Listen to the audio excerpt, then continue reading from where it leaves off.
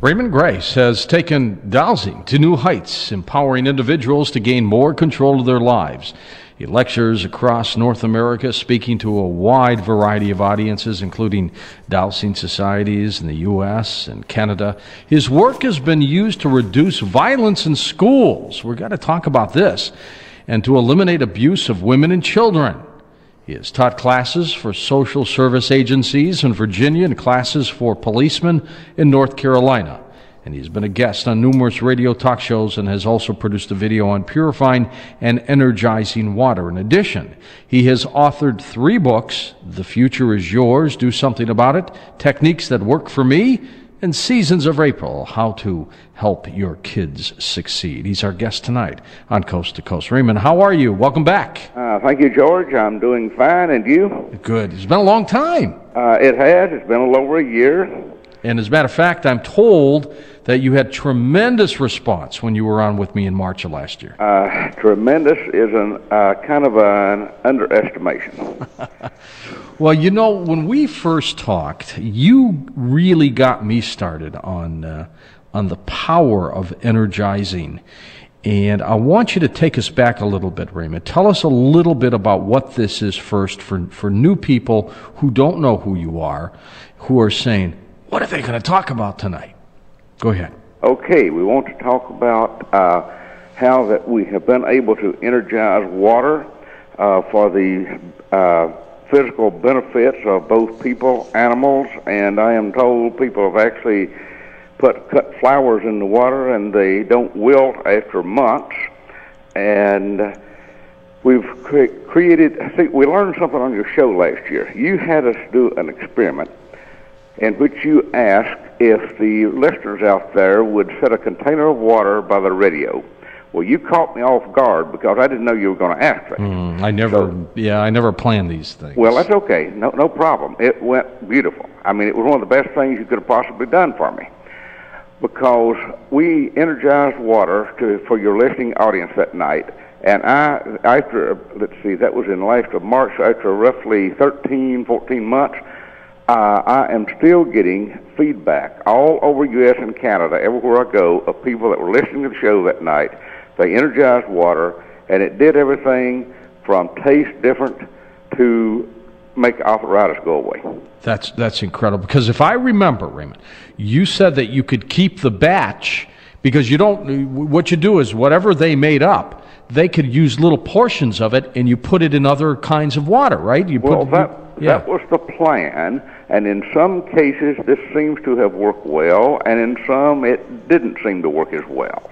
And the only explanation I have to offer on that is that water is, I guess the word is impressionable. Mr. Emoto, the Japanese scientist, has shown that water has memory by changing the molecular structure and then making pictures of it. Right. He could verify, for example, that with crystallized water, that if you, let's say, hit it with nice music, like Mozart or something like that, the crystals will be gorgeous under a microscope.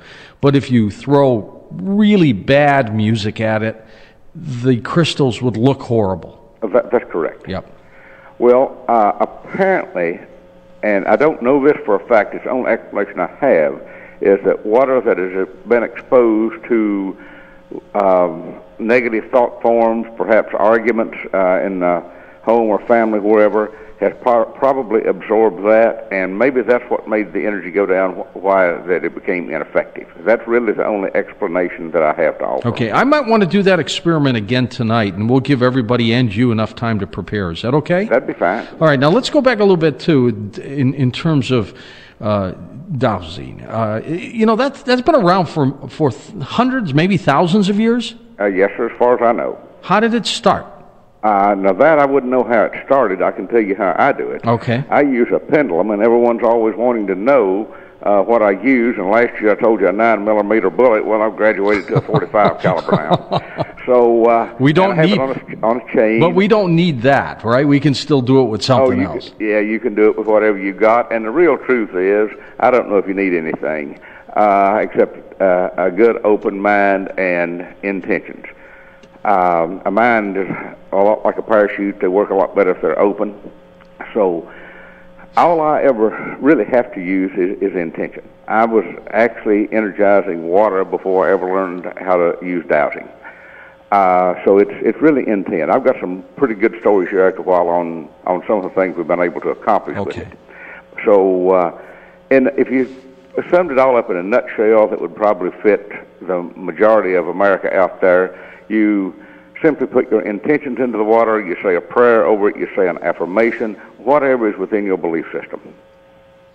Raymond, the energizing of water and the pendulum, tell us a little bit about that. How does that work? What are we doing here, actually, scientifically, I guess? Well, what I did on the show last year, while we were on a station break, and you were playing the commercials and so on, I was preparing the water. Now, by preparing, I had no idea, a way of knowing how many glasses of water were sitting by radios out there.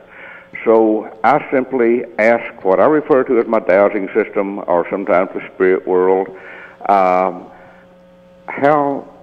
if I could affect all of that water simultaneously. I got that I could. Now, how did I get this information? By the movement of the pendulum. It gave me a yes when I said, can I do this? Any reason not to? I got a no. So then I just went for it, and we had to clear the water.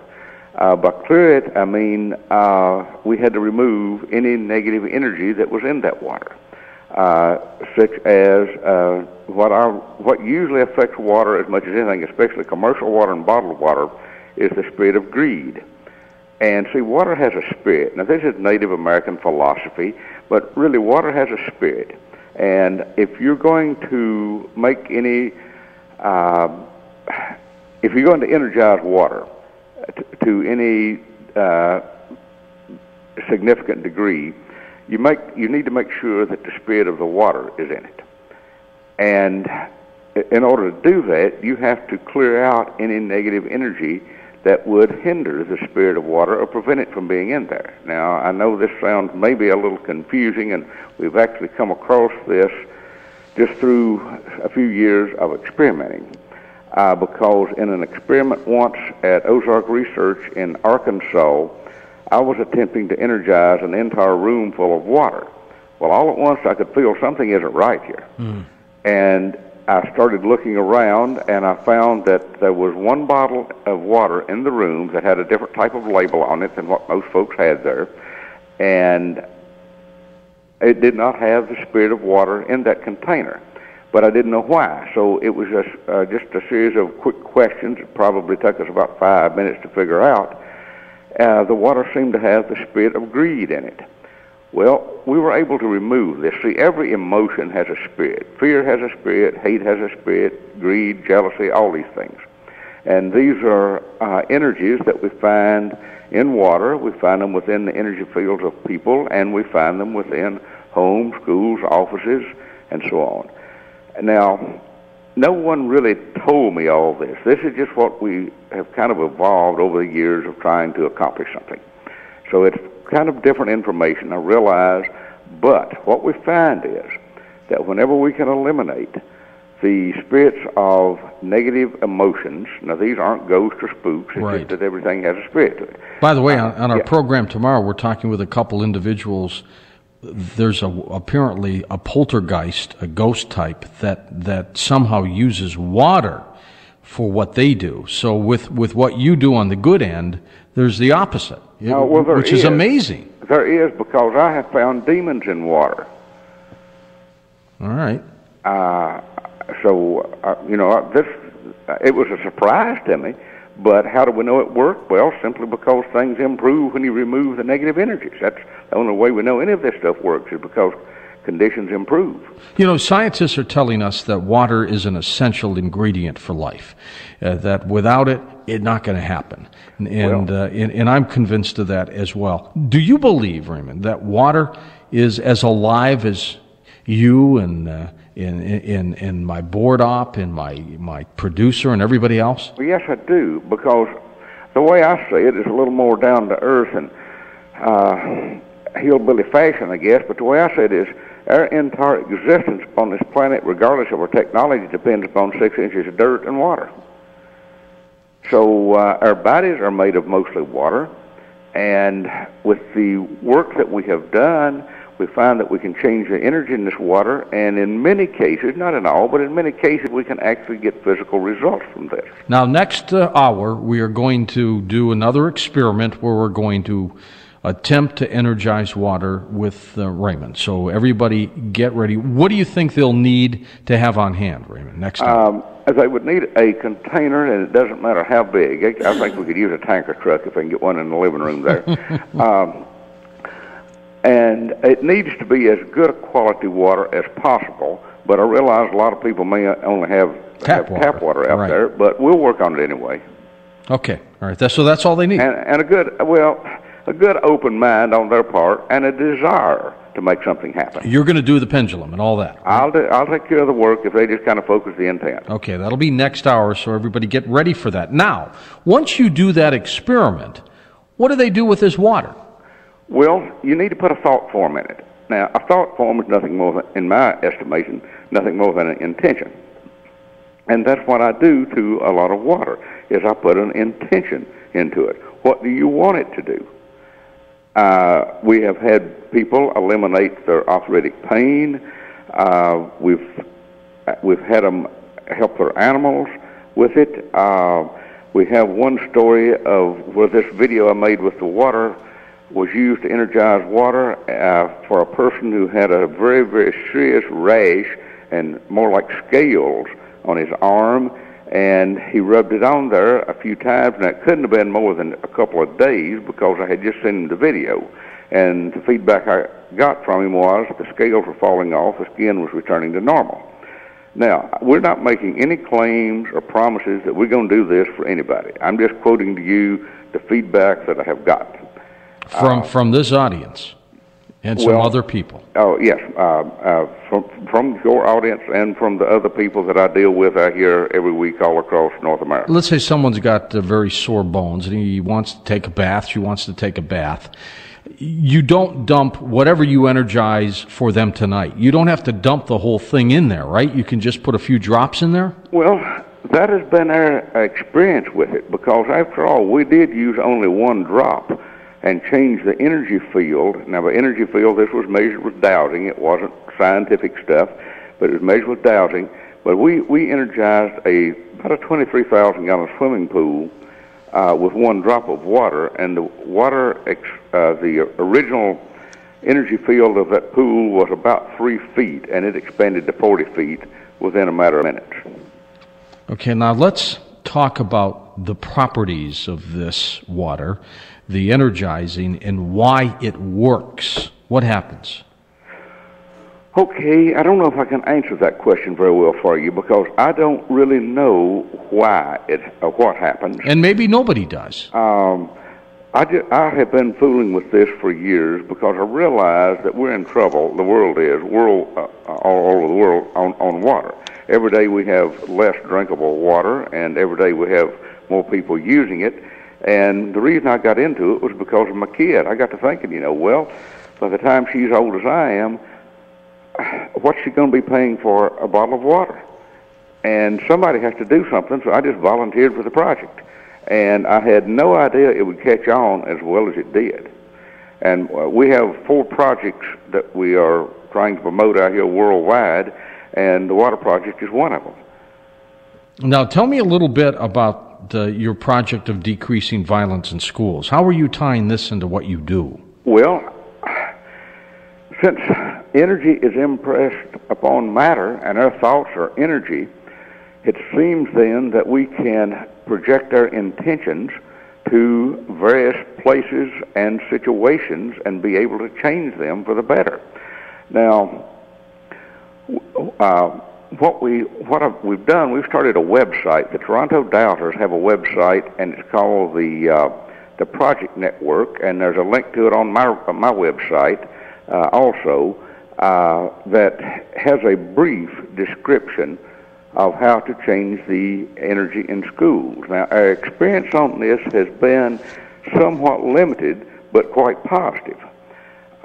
We have been able to, or at least we believe we have, and when I say when we've been able to, that means the conditions were very poor to start with, and we did our work and conditions improved, so that's really the only evidence I have to offer. But in one school, and the rapport between the students and the faculty among themselves was very poor, and a teacher in the school asked if I would get involved, and this school had a population of approximately 1,600 students. That's a lot of kids. I'll withhold the location on it. Oh, I understand. But there was vandalism in the community of shooting out windows at night with pellet guns, and a vigilante committee was being formed to patrol the streets at night to stop this. We cleared the school, the property, the kids, the faculty.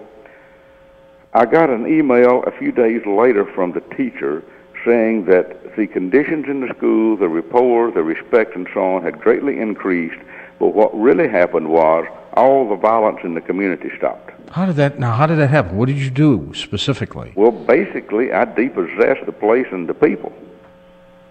Same technique? Same technique as with water, yeah. The principle's the same on all these things. They're just applied in a little different manner. It's just a lot simpler than people think it is. Almost like an exorcism, sort of. It's exactly an exorcism. Now, there's more to it than just an exorcism. An exorcism, by my simple definition, is to remove negative spiritual forces. Right. Okay. Well, you need to go a little bit further than that with water. You need to take out any negative thought forms. Well, actually, you do the same thing with clearing energy in a school. You take out the negative thought forms. You remove the negative energetic patterns. Scientifically stated, energy is impressed upon matter. Okay, our thoughts are energy. The school, the water, our human bodies, they're matter. Okay, if something happens at a place, let's say a battlefield, the energy of a battlefield is certainly different than the energy of a garden where people goes out and grows their vegetables or flowers or whatever. Why? Because of the events that have happened there. I tell people, if you doubt this, go visit your local funeral home. Then go visit a party house. Feel the difference. What makes the difference? The emotions of the people who have visited these places. True. And you can feel it in the facility. Yes. Okay, that's one of the major things we're finding in schools are negative energetic patterns. Okay, these things are energy. Right here, George, is the bottom line of everything I do. And that is based upon this, that everything is composed of energy, and the intelligent human mind has the ability to change energy. That's it in a nutshell. And that's what you do. Well, that's what we think we do.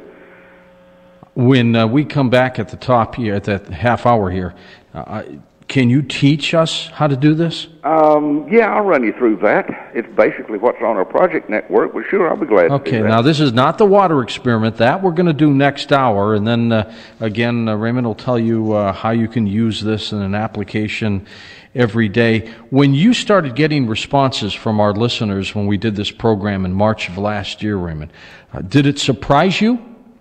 Well, yes, it did, and it caught me totally off guard.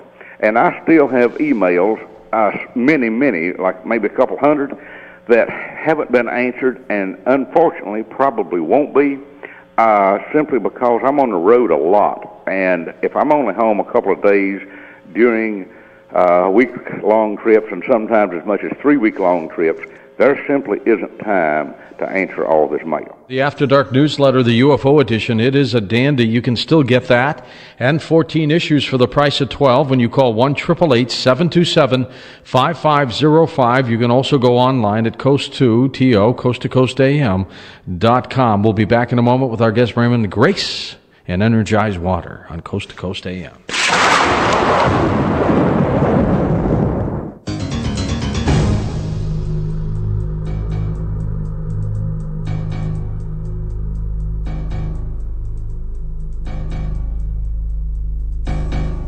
And welcome back to Coast. George Norrie, Raymond Grace, our guest. Raymond, some people are asking, by the way, some people have to go to work. They're still listening to the show, but they want to know if they can put a glass of water by their radio, keep it turned on when they're on their way out the door.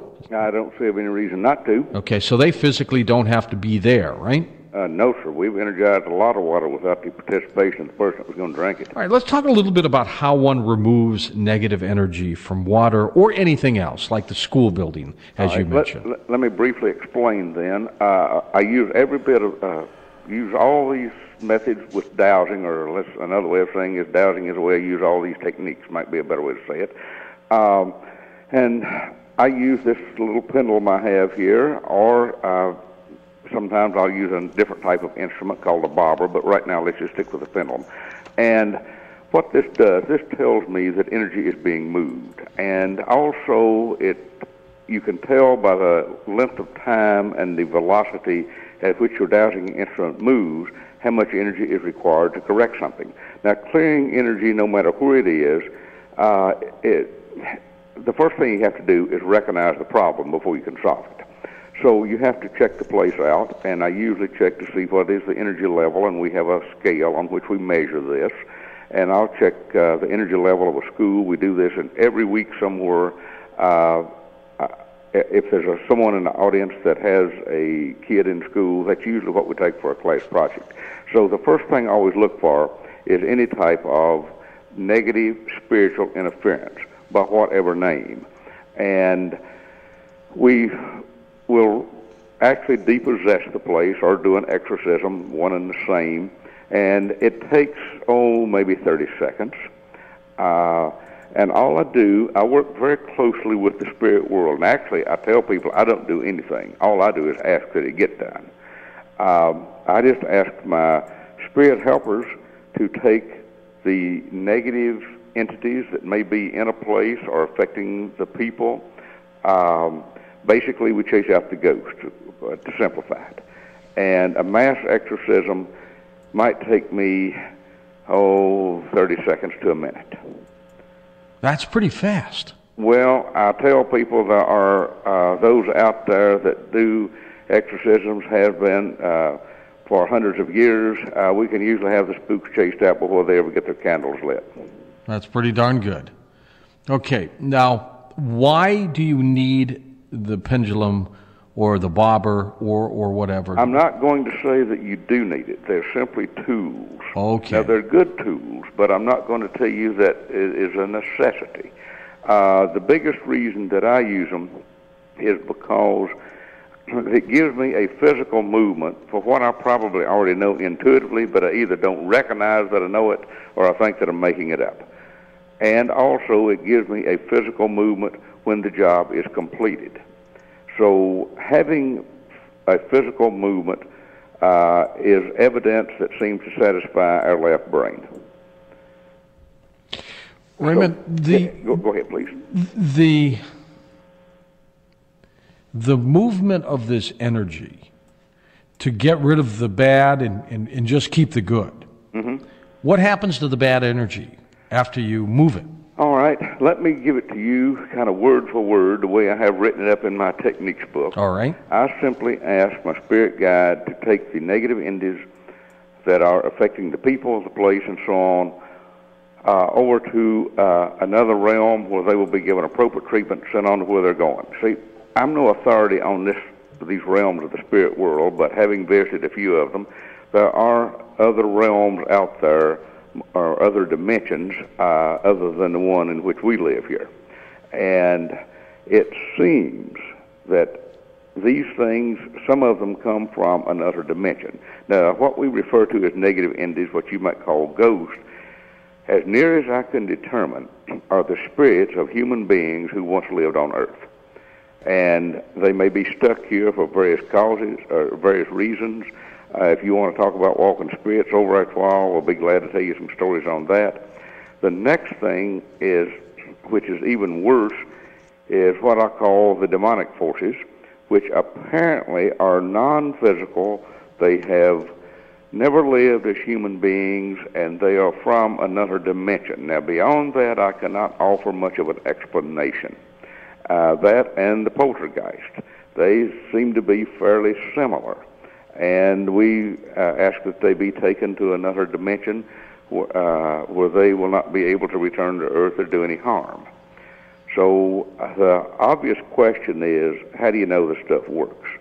because conditions improve usually dramatically. I'd like to offer a very quick story. Okay. I have some friends in Kansas who have a bacteria that will literally eat waste material. You can translate that to cow manure. So a lot of the ranchers, dairy farmers, feedlots have what we might call a pond that they call a lagoon, where they dump all the cow manure from the barns. Well, over time, the liquid is going to evaporate, and the solids are going to get harder. This builds up, and it's expensive to clean out. Well, you release these little bacteria in there, and they reduce the amount of solid matter in there. Well, I got a call one day. I get calls from all kind of people and conditions. They put this stuff in a lagoon, and it doesn't work. And it's supposed to. You mean the bacteria? The bacteria is not doing what it's supposed to do. Right, it's not doing. It's dying. All right. And they want to know what is wrong. Well, right off the top of my head, I don't know what's wrong. I said, let me think about it. Call me back and let me know what happens. It's about a week, maybe a little more, before I hear from them, because they are kind of making a circuit, and they haven't got back to that particular farm. The farmer told them that the bacteria started working the day they called me. What did I do? I found a couple of demons in that lagoon, removed them. Now, the interesting thing about it, I don't even remember where it was. Didn't know at the time. I didn't get a map and look. I didn't have any sample of the material. That's what we found. We did this at a distance, and the bacteria starts working. Everything is fine. You just thought of it, basically. Well, really, I asked some spirit helpers to remove those things and take them to another dimension, lock them up so they couldn't come back. Like I say, I don't do anything. I simply ask that it get done. And this was one I tell folks they can engrave in a rock and put on the dining room table, is if you can establish a good working relationship with the spirit world, it's going to stack the deck in your favor tremendously. Do you believe that every form of negative energy, it's demonically possessed? No, I haven't found that at all. Actually, the demonic possession is something I rarely find. I will say that I found more of it since last mid-October than I had in my entire career of doing this. Why is that? Well, this is a semi-educated guess that the veils between the spirit world and the physical world became very thin long about Halloween, which is why we have Halloween then. And it seems like there was more stuff came through than had ever come through in my experience. You could feel that? Well, it wasn't so much that I felt it, it's just that I found so much more of it affecting people and buildings. That's something. I mean, but when you walk past a place that is just loaded with negative energy, does it hit you? Yes, it usually does. Now, I am not as sensitive as many other people are. And it's not that I feel anything physically, it's just like a knowing. Call it a psychic feeling, whatever. But yes, you can usually feel this stuff. And whenever we feel it, we usually do something about it, especially if we're going to have to stay in there. Just for example, I clean out all the hotel, motel rooms where I am traveling. So I can get a good night's sleep, because I have been tired a few nights, forgot to do it, didn't sleep because the darn place was haunted. So actually, I feel like the motel ought to pay me for staying there because I cleaned the place up for them. Really? Do you do this wherever you go? Yeah, if I have my wits about me enough to do it, I do. And if any time we're going to have a class, I always try to clean the classroom up before we ever get there. Not only that, I do my best at cleaning up the participants in the class before they ever show up. That's so important. Now, how can people do this themselves? Well, this is going to sound like a commercial. I don't want it to, but that's why I wrote a book on this stuff, called The Future Sure to Do Something About It, and techniques that work for me. I'll describe it in there, but how do you do it yourself? Well, first off, you have to get a little bit of understanding of what you're doing. And then the next is, see if you can establish some type of a rapport with what I call your spirit helpers or your spirit guides. Because trying to do this stuff just with what I call main strength and awkwardness can really get you in trouble, because I used to I used to chase ghosts out of houses just because I was interested in doing it. And yeah, it worked, but you get beat up sometimes. And that's why I finally got smart enough to send a representative. And that's where your spirit helpers come in. That is smart. That's good management, by the way. Well, it saves a lot of wear and tear on me. Yeah, absolutely. Makes it far more efficient, too. How much of your work consists of, like, cleaning up schools and other violence and or just taking care of water? Well, not that much on schools right now. That usually only comes out whenever you're doing a class, that people have kids in a very negative situation and they want help, so we always try to help them. Most of the calls I get are just for homes, not schools, like I did one today. Actually, sometimes I do several a day. People say, okay, I'm sick, or things don't feel right, or my husband and I are fighting all the time, or my kids have problems.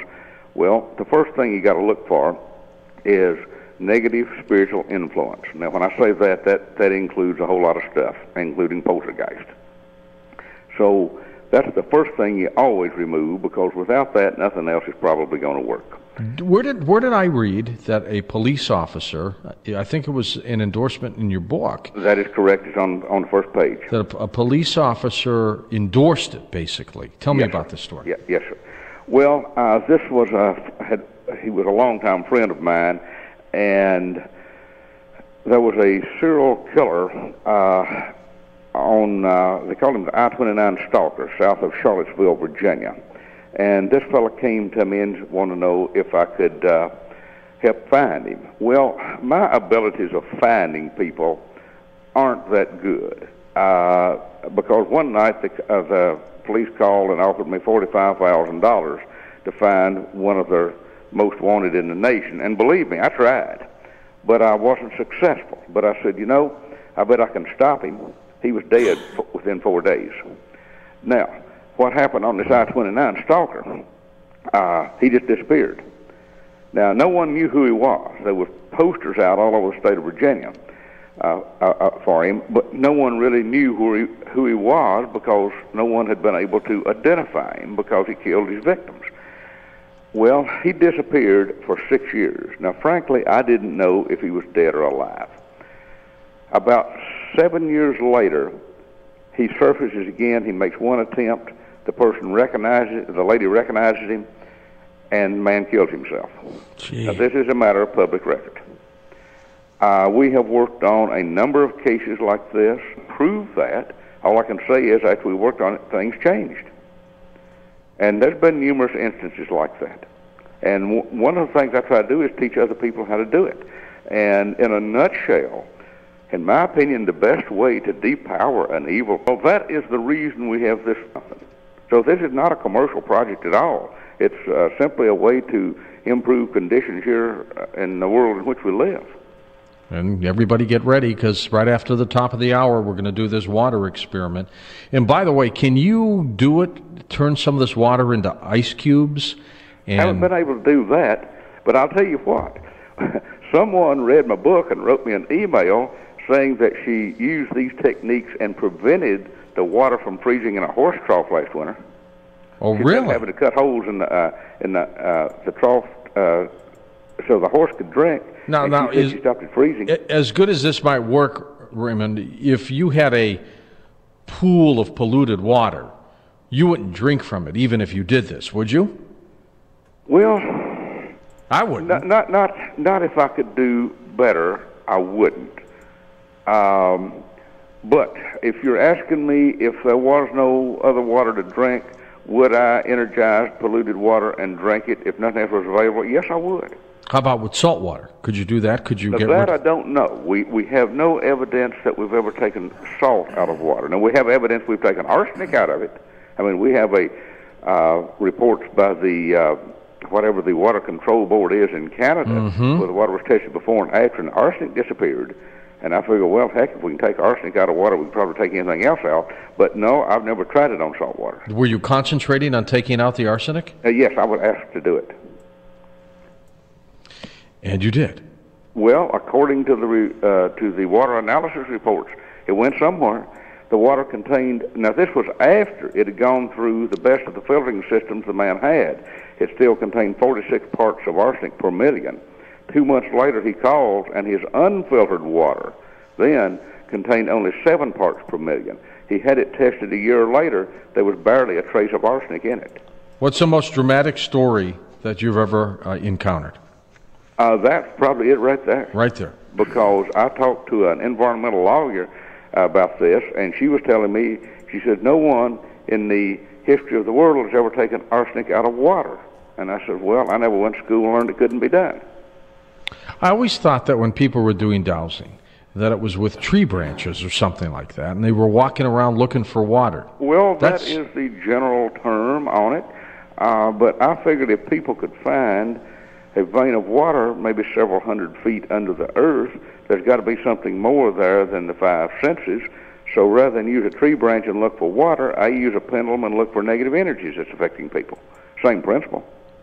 Is there some kind of force that's out there in the universe, Raymond, that somehow we're all connected to, including water and everything else? Well, I believe so. I believe that everything and everyone is connected. I don't think I can make a real scientific-sounding statement on this, but yes, that's what I believe. And because all things are composed of energy, including our human bodies, and there is one way of saying this is all energy is intelligence, and all intelligence is energy. And call it the Great Spirit, the Creator, God, whatever you want, it is within each one of us, and if that be true, then we're all connected to everything else. And if we're all a part of the earth, if the earth is sick, can we be totally well? This is why I'm doing whatever we know how to do to improve things. And if you want to talk later, we'll talk about putting thought forms into rainstorms. Does that work too? I haven't been able to prove that it does, but I don't know of a reason that it couldn't. Not only that, we don't know if we're at this point yet or not. What he's been able to do, you might remember when he was last on with us back in 2004, he conducted a water experiment as well. He's going to update us on some of these things too. We're going to have a Prophet Yahweh update about his ability to summon UFOs in just a few moments as well, plus again open lines this entire hour. This is possibly a very sad day for all of us, and let me explain this. The FBI would get expanded powers to subpoena records without the approval of a judge or a grand jury in terrorism investigations under the Patriot Act revisions, which have been approved by a Senate Intelligence Committee. Some senators who voted 11-4 to move the bill forward said they would push for limits on the new powers that the measure would grant to law enforcement agencies. A ranking Democrat, Jay Rockefeller of West Virginia, supported the bill, but overall he said he would push for limits that would allow such administrative subpoenas, but only if immediacy dictates. I'll tell you what is so sad about all of this, the erosion of our rights. Portions of the Patriot Act signed into law 6 weeks after the September 11 attacks are set to expire at the end of 2005. A man's leg and part of his torso dropped out of the wheel well of a jetliner near Kennedy Airport, plunging into a suburban neighborhood, coming to rest in a home's backyard. The flying body parts made for a ghastly discovery by a woman who heard a loud crash and later was stunned to see a foot clad in an Adidas sneaker and a sock in the middle of her lawn. The leg and torso dented the shingled roof of her garage. She was a little smarter than John Kerry. Listen to this one. Newly released Navy records of Senator John Kerry show that the Democratic presidential candidate, who portrayed as the intellectual superior of George Bush during the campaign, actually received a lower academic average than his rival while studying at Yale. They both went to Yale. Apparently, John Kerry had 5 Ds on his report card, 5 of them. And George Bush, by the way, received a cumulative score of 77. John Kerry had a 76, but he had 5 Ds. I remember in my days in school, if I had had 5 Ds on my report card, I would have heard about it, believe me. A Chinese taxi company, by the way, has banned cabs with unlucky numbered plates from taking students to take part in exams. The largest taxi company in Shanghai says it won't use cabs with plates ending in 4 or 6 to take students to the national college entrance exams. Apparently the number 4 there is regarded as unlucky. That happens to be my lucky number, by the way. And they say the number 6 makes it sound like your life and career will fall. That's what they believe. But in China as well, competition for jobs and marriage partners has sparked a national height craze. That's right, in China. That is people lining up to be surgically stretched or to purchase torture rack-like stretching machines. You can find this story on the coasttocoastam.com website. A senior executive at one of China's largest job search internet sites admits that it's a commonly held belief that taller people will have more opportunity for promotion. In recent months, advertisements on Chinese television are regularly promoting stretching machines, which look like benches reminiscent of the medieval torture rack. You know what that looks like. And also a hospital in Beijing, famous for its height extending practice, which puts patients out of action for 6 months or more, but it makes them about 15% taller afterward. 2 giant toads, by the way, were married in India, I kid you not, in a traditional Hindu ceremony. They hoped that it will start to rain there, so they married off these toads. Some 400 people jumped up and down and cheered as the toads got married. The toads were picked from separate ponds, by the way, dressed in bright red clothes, and they were released into a pond together. And while all that was going on in Serbia, thousands of frogs fell from the sky. People thought it was the end of the world. Well, a scientist says, well, don't get too excited. There is a scientific explanation for this. A whirlwind had sucked up the frogs from a lake, he believes, or the sea or someplace, and then just dropped them down to the ground. He said it's a recognized scientific phenomenon of these falling frogs. An Australian woman, by the way, was found to be carrying 51 live tropical fish after custom officials were alerted by noises coming from beneath her skirt. She apparently had these special pants on, and she had all these fish in little bags, and she was wearing them under her outfit. Well, they heard these fish flopping around, and they arrested her. And shortly, I trust, Lex will have that picture posted on the coasttocoastam.com website. There is a hoax going on the internet, by the way, and let me stress this is a hoax, because if you hear about it, do not panic. But it has to do with several women in North Florida, not true, turning up in hospitals and apparently then dying after going to a restaurant, and nobody knew really what was wrong. They say in the hoax report on the internet that hospital officials and health department officials jumped down on this restaurant, checked the food, checked everything. They could not find anything wrong. And then about a week later, a woman who worked at the restaurant also got sick and died. And they finally figured out that she was in the bathroom and that these spiders, poisonous spiders, are hiding, they said, in toilets. And they are biting people. And it's an incredible story, because I'm telling you, thousands of people now are beginning to believe this. I'm telling you this because I received 6 emails with this today.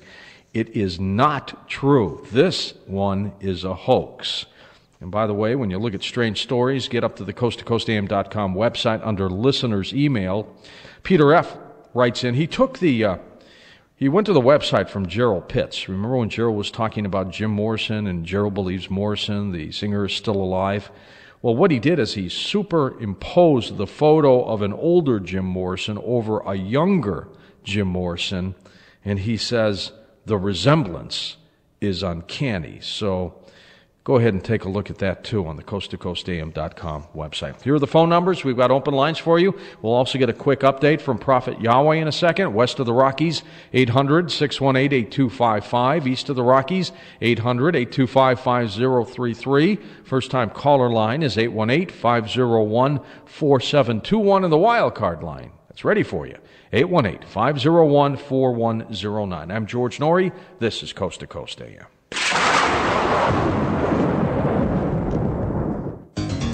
Las Vegas, and then they posted some video up on their website, which we also had on our website, their video, and you could see some objects up there as he called them in, and since then he's had all kinds of problems. Let's check in with him as we do our Prophet Yahweh weekly update. Prophet, what's going on? How are you? Hi, George. I thank you for having another update with me. That's okay. Now, what's going on? You haven't been able to summon anything yet. People are starting to get a little antsy. What's happening? I don't blame them, and it kind of frustrated me, but I just waited for the voice to speak because I knew that everything was not going to start on June 1st. But what's going on is this. I dreamed last night, and as I laid upon the bed, the voice told me to break my confidentiality agreement with KABC that I had made with the reporter, and I told him today that I couldn't do it. The reason why is because after making it, over a week and something had passed since I last talked to him before I ever heard from him. He'd never called until I called, and and I just told him I can't do this because so much time has passed. But he let me know that he was still trying to arrange things to work with me. They got a new news director, he said, and just give him a little bit more time to pass this through by him and all that. But other than that, I've been in the vision last night. I saw myself calling all of the TV stations as opposed to sitting back like I've been doing, waiting on them to contact me. And everything looks pretty good. The people at the NBC station that filmed the failed summon, told me that they had heard about and seen the ABC footage, and so they know something is up, and I'm trying to bring them back, and they're considering that. But other than that, tonight I launched a hunger strike against the television stations here in Las Vegas, and because I don't have any other way to fight, A hunger strike? Yes. Because they're not covering you? A hunger strike? Right. I'm sending out my press release, letting everybody know what happened, how I'm being avoided, and I don't know what else I can do. The only way I can fight back is by spiritual means. I'm launching a hunger strike against the media. Well, why don't you just do this? What do you even need the media for? Why don't you just go out there, summon up some UFOs, and have them hover over Las Vegas, and then they'll come. Remember the old saying in the movie Field of Dreams, if you build it, they will come? I guarantee you, if you bring the UFOs, the media will come. Well, those UFOs that we filmed, they won't come for that, but the spaceship that's going to descend between this 45-day period between June the 1st and July 15th, they'll come for that. But, hey, man, I'm demanding that they assign a dedicated cameraman and reporter to me every day for the rest of the 45-day period. Well, they'll never do that. We got it, and, rather, 4,800. What are you going to do with this money? What I'm going to do with it, according to what I heard, I'm supposed to build the world's first summoning site. But it's not build it because it doesn't call for building. We just got this piece of property that we're securing tomorrow. And we're going to put a really nice, tall fence around it, like at tennis courts with tarp where nobody can see in. Inside of it, it'll be like one of those metal offices with... and that's just about it. But we'll have the telephone pole bringing in the high-speed cable and fiber optics and. Well, why don't you do this, Prophet? Why don't you do? We're number one rated in Las Vegas. We got a lot of people who listen to Coast to Coast. Why don't we set up a day and a time where Coast to Coast listeners can go out somewhere, see you, meet you, and you summon up some UFOs, and then they can call the show as witnesses that night. Well, that'd be great, but see, there are two phases of this. You have the media-only summons, like I told you all about, and then after that, it's the public summonings. Yeah, well, let's do it for me though. I'm the media, so let's let them be my eyes because I can't get to Las Vegas. Right. I'm here in Las. Hold on. The thing about this is they told me they want television stations to film this. Why? Because if one sighting comes or one extraordinary sighting comes, right then it can go all the way around the world, just like that one sighting. Yeah, but you need to tell them. I guess you're talking about them, right? You need to tell them how many people we reach on this program. Yeah, I understand, but see, they know that. I mean, but I have to go by what they say. They want me to do this before television cameras. Look, ABC 13, it happened. It went around the world. They got 6 million hits a day. It all over. I got calls from India, everywhere. Everybody saw that footage. Okay, now one sighting with your people will not go around the world. Yes, it will. Hold on. It may generate a lot of talk. And a number of people may feel, but not like a television station. Oh, no, listen, somebody's going to videotape it. One of our listeners will have a camera. They can get us the video. We'll put it up on our website where we get well over 100 million hits a year, and we'll put it up there. I know that's excellent, and I would love to do it because I want to talk to you about it. But from what I'm hearing, that they want to make the media submit to them for what they want to do, and that's just the way I see it, and I know it's going to happen. happen. Well, you let them know up there that we can get this done. We're just running out of time here. This window's closing. I know, but see, when they say start a media-only summons and summon only for the television station cameras, I can't go against that. You mean they're opposed to radio? No. It's just that for every one effort they make, they want the maximum capability, and real soon too. And when it cracks, you got the world automatically, instantaneously. That's what they want. They want the world to see them, George. But like, I would love to do it with you because I think that's a great idea. We'll get them out there. Anyway, Prophet, keep in touch with us. But I got $750,000. That's $250,000, man. I mean, why would somebody just give me $5,000 and say? Who gave you that money? Prophet? Well, I tell you what. Prophet. Next time I come on your show, I'll tell you. You do know, though. Huh? You know. Well, I'm really tell you the truth. It appears to be somebody that knows that this thing is real through me. And they want to empower me to launch the war, and I'm going to do it. I couldn't believe it, but when we got the $5,000, I said it is easier for $745,000 to come after $5,000 has been gotten than for $5,000 to come out of nowhere. And so we got the $5,000. I could not believe it. I said, what? And I'm going to hire the brightest minds in Las Vegas to protect this money, and we putting it in a non-profit tax-exempt account. All right. You do. Don't take it to the casinos now. You're in a bad spot for that. No way. All right, Prophet, you keep in touch with us. Okay, thank you for having me on again, George. Okay, you just want to do an update because I'm getting thousands and thousands of emails from people wanting to know what the heck is going on. I highly doubt it. Before that? No, you don't think so, huh? No, I mean, I can't. It was a small hotel room, That's eerie. Yeah. You imagine seeing yourself on videotape like that, sleeping? I wouldn't want to do that. Thanks, David. East of the Rockies. Welcome to Coast. You're on the air. Hi there. Hello, George. Hello. It's been great. I can't believe I got through. I have a story to tell you. I think possibly that I encountered like a hybrid. Oh, you did? Yeah. And where are you calling from? I'm calling from Cincinnati, Ohio. I'm sorry. That's all right. My name is Sonia.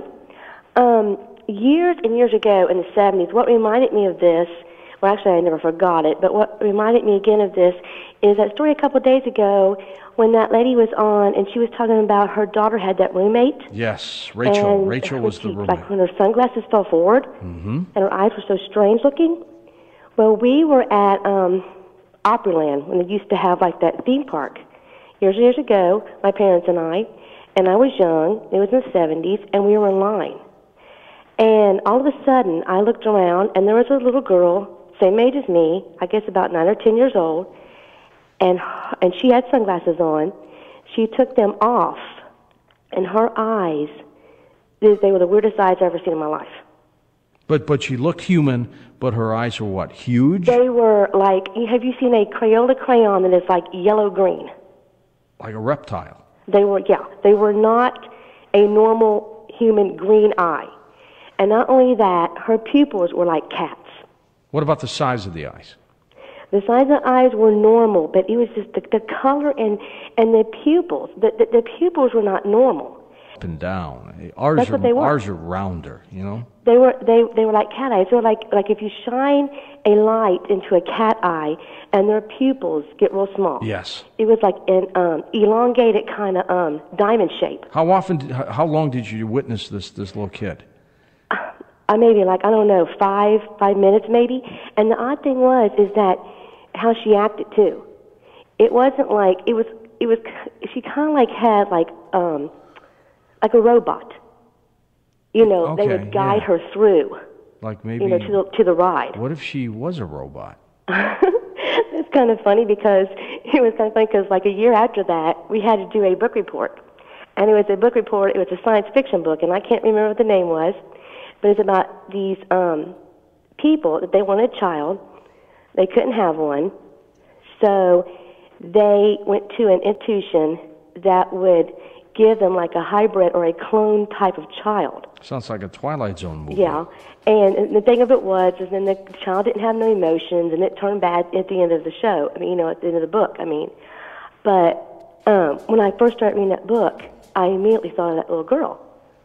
Okay, I wish you had had a camera at that time. Wouldn't that have been something? Oh, I mean, my dad, like I said, he's just like really logical. You know, there's no such thing as, you know, all this weird stuff.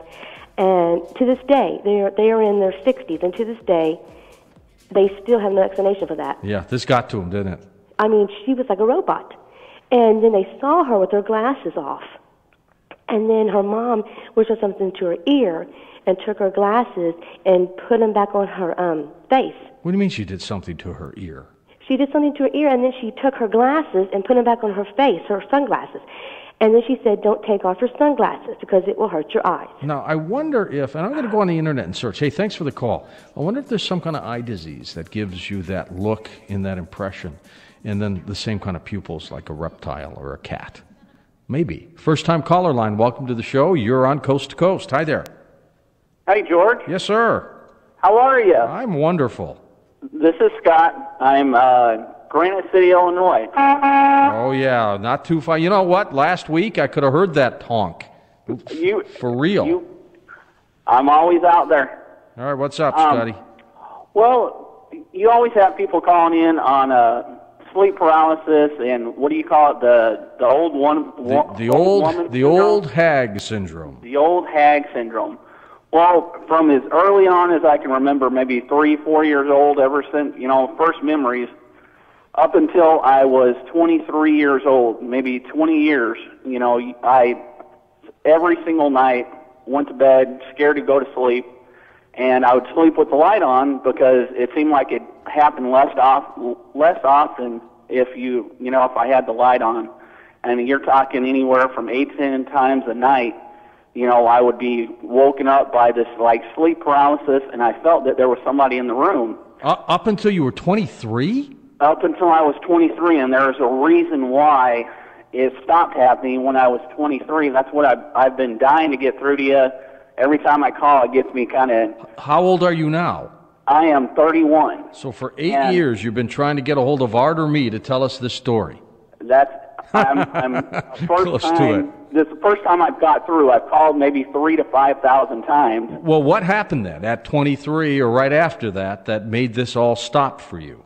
I was brought up, I was raised by my grandma, and the story was that my mom died of childbirth, and I was raised by my grandma, and when I got home from work one day, I was 23, got a phone call from some lady I had never heard of, never heard the name or anything, and she swore up and down she was my sister.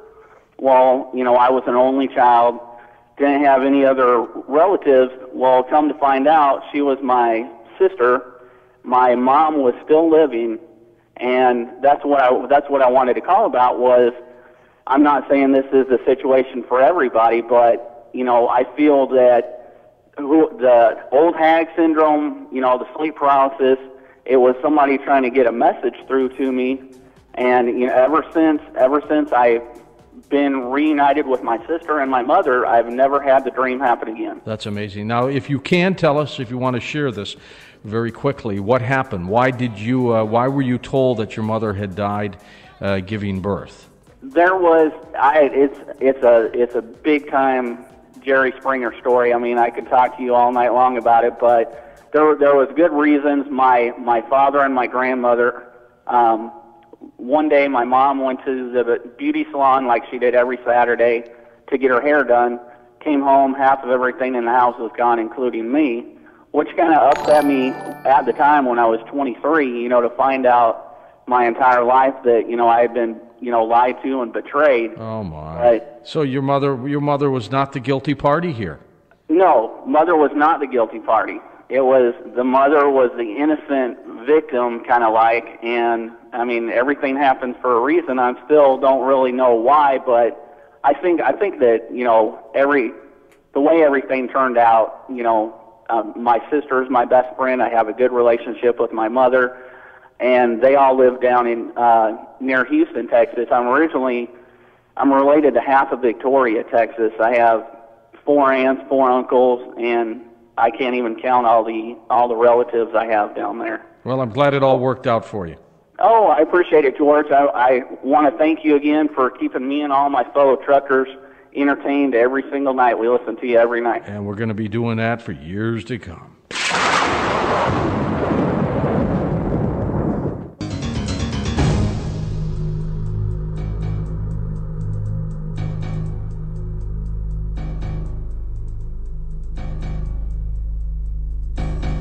Now, looking at my fast blast, the tides are turning in the popularity for Prophet Yahweh. Oh, Prophet, you better summon a UFO up pretty darn soon. That's all I can say. To the phones we go. Let's pick it up by going to our East of the Rockies line. You're on the air with me. Hi there. Hi, George. Hello. It's Marissa. I'm calling from Toronto, Ontario, Canada. Marissa, how are you? I'm fantastic. Good. What's up? I want to tell you about a bizarre dream I had about a month ago. Oh, yeah? Very strange. How strange? Well, do you want me to describe it to you? Well, that's why you called. That's why. Okay, so it's a bright sunny day. Okay. I'm driving in my car.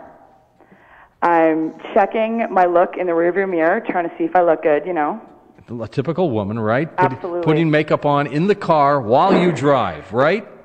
I'm checking to make sure, I got the Crest white strips on. My teeth are looking good. All right. So I look in the rearview mirror and I see something, and I'm like stunned. I look closer, and it's a barcode. It's a barcode? It's a barcode, meaning that somebody, and I'm freaking out because somebody obviously placed it there on the roof of my mouth. It's ingrained, in the roof of my mouth. And I'm completely flipping out, hysterical. And I'm in the dream, I'm thinking, okay, somebody put this here. Somebody kidnapped me and put this barcode on the roof of my mouth. Like they're tracking you or something like that. Pardon? They're tracking you in your dream. Exactly. And it stayed with me. It still stays with me because it was so vivid, so full color, that I really believed that it happened. And I thought, wow, that'd be a great thing to do, You know what? They may be doing that now to us. Yeah. I had heard that this new casino in Las Vegas, that the Wynn Casino, that some of their chips, like blackjack and poker, whatever you play, have chips in the chips because they want to monitor some of the high rollers, for example, and they want to know exactly when they're playing, how much they're spending. That is unbelievable. If technology has gotten that good, that is truly incredible. Hey, thanks for the call. Next up, Wildcard Line, you're on the air with me on Coast to Coast. Hi there. Hey, George. Yeah. Matt from Tampa. How you doing, bud? Matt, great. How are you? Oh, doing all right. Well, first off, you missed it last night. I actually had my daughter on the line, and the call got dropped. No. Yes. Well, that happens. But it's summer vacation, and we'll get her back on sometime. But anyway, I wanted to tell you my 8 finally hit. What'd you get? Well, it started with a $4,000 refund on my taxes. Excellent.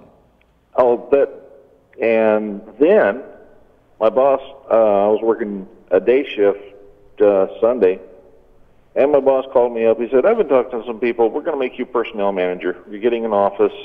You're getting out of the field. a pay raise. I love it.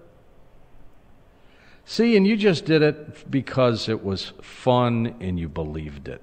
You know that you've heard the story of my friend. He works at this Greek restaurant here in Sherman Oaks, California. Oh, yeah, George. Yeah, and he won $11,000 at a casino with the 8. And then I told him, all right, don't go back. Don't get greedy. It has an opposite effect. He didn't believe me. I have come back from St. Louis. I went and had a little lunch yesterday. There was a very sad George there sitting. And I said, what's wrong? And he said, I lost it all. Get her on so we can talk with her. Thanks, Matt. Next up, let's go to our first-time caller line. You're on the air with us. Hi there. Hello. Yeah. Hi. Welcome. My name's David. I'm calling from Mesa, Arizona. Hi, David. And real quick. You know, we talk about reality a lot on the program. And any of the caller or your guests mention that aspect of reality and how we perceive consciousness, like a global consciousness. Well, let me tell you how real it is, because even some of our guests who are asleep during the night call us. Yeah. No doubt about that. All right, thanks for your call. Appreciate it. West of the Rockies, you're on the air. Hi there. Well, hi there. This is Eloise from Colorado. Eloise. And a couple of years ago, my granddaughter, that's 32, became very ill, and she had trouble breathing.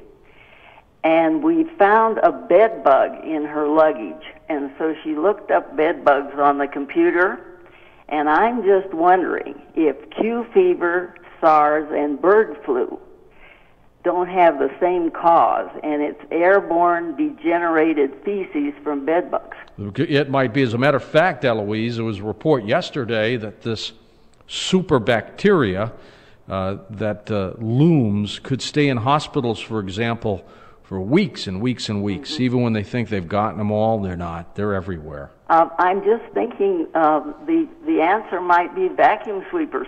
Maybe. Let me tell you, if we all had eyes like microscopes, do you imagine how this planet would look to us if you could actually see these things, these critters? I don't think we'd ever get to bed. You'd never go to sleep. Unless, of course, you had Select Comfort Sleep Number Bed. I thought I'd throw that in. Wild Card Line, welcome to the air. Hi. Hello? Hey, George. Yeah. George, this is Aaron in Phoenix. Hi, Aaron. Go ahead. Hi. I was wondering, have you heard anything on the news about the ricin case of the guy here in Phoenix? No, I have not heard that. What happened? Okay, there was a kid who supposedly had made ricin in his apartment. That can be done. That's true. Okay, and he was on the news, and the FBI was out here and all this stuff, and he explained why he made it. It was to get revenge on some people that had attacked him and all this, and they busted him on it. Well, the next day, all of a sudden, the FBI sends a kid out here, and they're telling us, no, it's not ricin. And I just thought that was really weird how one day they're telling us all this stuff about it, and then the very next day they're all like, oh, no, it never happened, it's not ricin. And I was just kind of thinking that was kind of weird. Sadly, maybe they don't want the world to know how easy it is to make that stuff. That's what I was thinking. It's almost like they're trying, but they had already been spending the whole day telling everybody about it and why he made it, and he admitted to making it. Well, it's like what happened in 1947 in Roswell, where, the military came out and said, we've retrieved a crashed saucer. And then the next day, they denied the whole thing. Yeah, I was wondering if anybody else here in Arizona especially, and I didn't know how far out the news was traveling, but if anybody else thought that was kind of odd, because all of a sudden today they just changed the whole story. That would be odd. What did the local media do with this story? Today they had a press conference type thing where the FBI had sent out supposedly a new test kit that was more accurate and up to date, and the other one was supposedly tainted. And of course, the new test kit proved it wasn't ricin, and the whole thing was just forget about it, kind of. Okay, thanks for the story. And those of you, by the way, who are new listeners to the program and you want to know about this number 8, this happened months ago when we had our guest Glynis McCants on the program, and she just said, you put a number 8 in your wallet, in your purse, just keep it with you. Could be anything. You can make it. You can get one of those number 8s that you stick on mailboxes from one of those hardware stores. Doesn't matter how you get the 8. And just keep it with you, but you have to believe in its power of bringing you newfound wealth.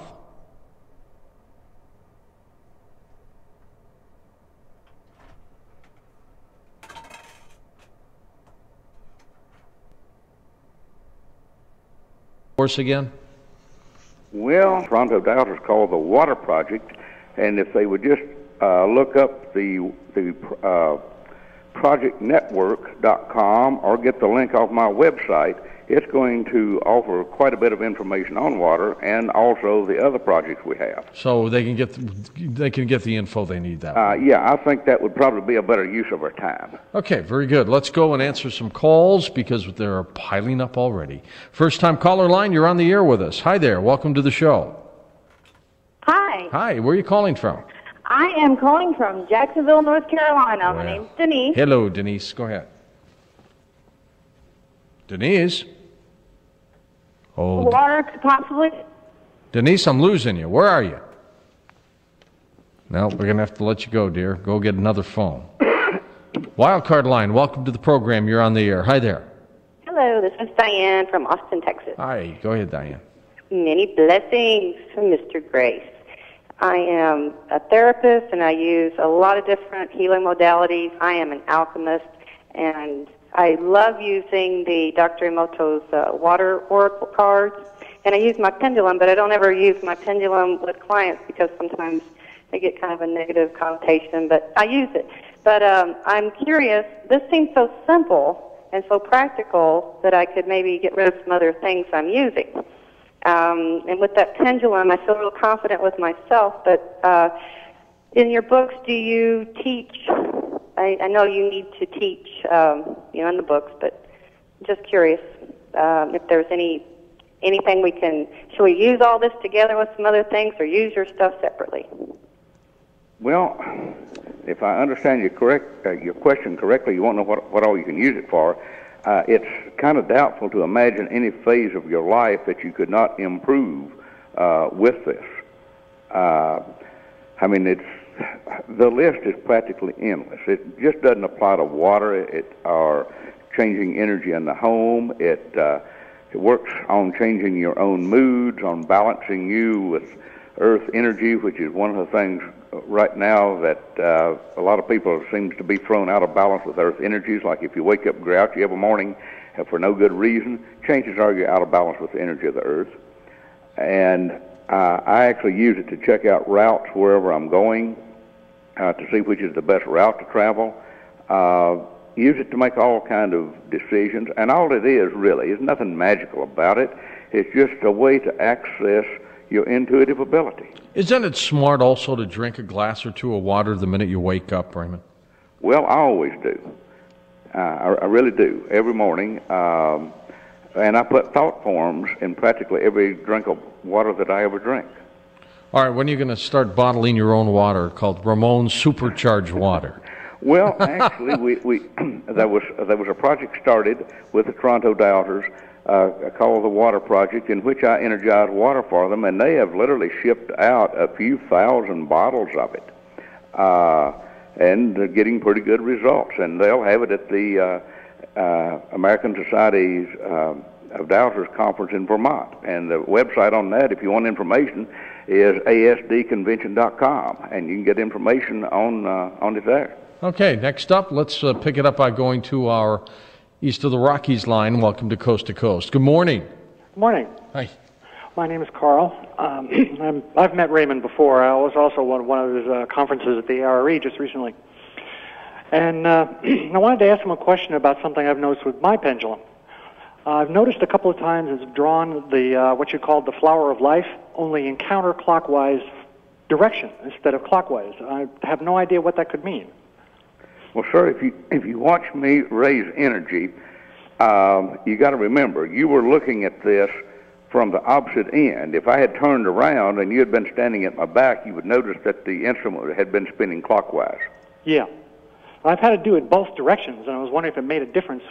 What was doing something different if it went one way? Oh, you're talking about yours. I thought you were talking about watching me do it. Well, sir, since you were the one holding it, and I don't know what your thoughts and intents were or the conditions, I really don't have a good answer for you.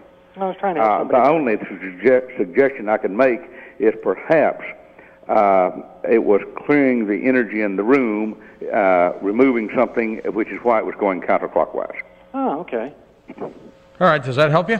Yeah, it helps a lot. Okay, appreciate you being on the Thanks program. a lot, Raymond. I always used to use a pendulum as like a little mini lie detector test, Raymond. It works the same way, doesn't it? Oh, yes. Yes, you can check a person's integrity level, their honesty towards you on things. You can I say it like this. If you can learn to read this chart that we use with dowsing, which I won't get into try to describing, and have some reasonable proficiency, you can find out practically anything you want to know about anybody that ever lived. And I always suggest people check out all their political candidates before they ever vote for them. Next up, let's go to our West of the Rockies line. You're on Coast to Coast with us. Hi there. Hi, good morning, George. Good morning. Good morning, Raymond. This is Jeannie in Colorado. Hi, Jeannie. George, you did steal my question about the Lord's water, by the way. Oh, no. But I have another question. And Raymond, I would love your opinion on this. You mentioned that in water sometimes there may be demons or negative energy. Well, oftentimes there have been guests on Coast to Coast that talk about, and George, I'm sure you'll remember this, that if there's a entity that's following you or that's picking you up, if you cross water, you'll leave it behind. Yes. That it can't cross water. So I'm just kind of curious. It sounds like kind of a dichotomy where it can't cross water, but yet it could be in the water that you cross to get away from it. Does that make sense? Well, I have no reason to believe that negative entities cannot cross water. I have no reason at all to believe that. Otherwise, every time people cross the creek, they get depossessed. It don't happen. Oh, that was our safety net. I was hoping that was true. But well, now look at it. I mean, stop and think. If negative entities are within a person's energy field and negative entities cannot cross water, all they got to do is wade the creek and they've solved the problem. It just don't happen that way. Okay, interesting. That's what I wanted, was your opinion on that.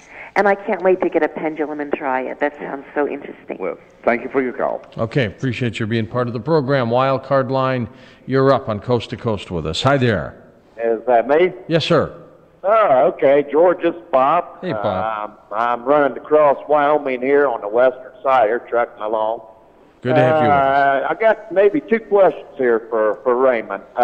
First question would be the pendulum that he talks about. Is there anything special about it or anything special you have to do to it? No. And then, okay. Then my second question would be the distilled water. I got a jug of water out of my refrigerator when he was getting ready to do that. It's distilled water.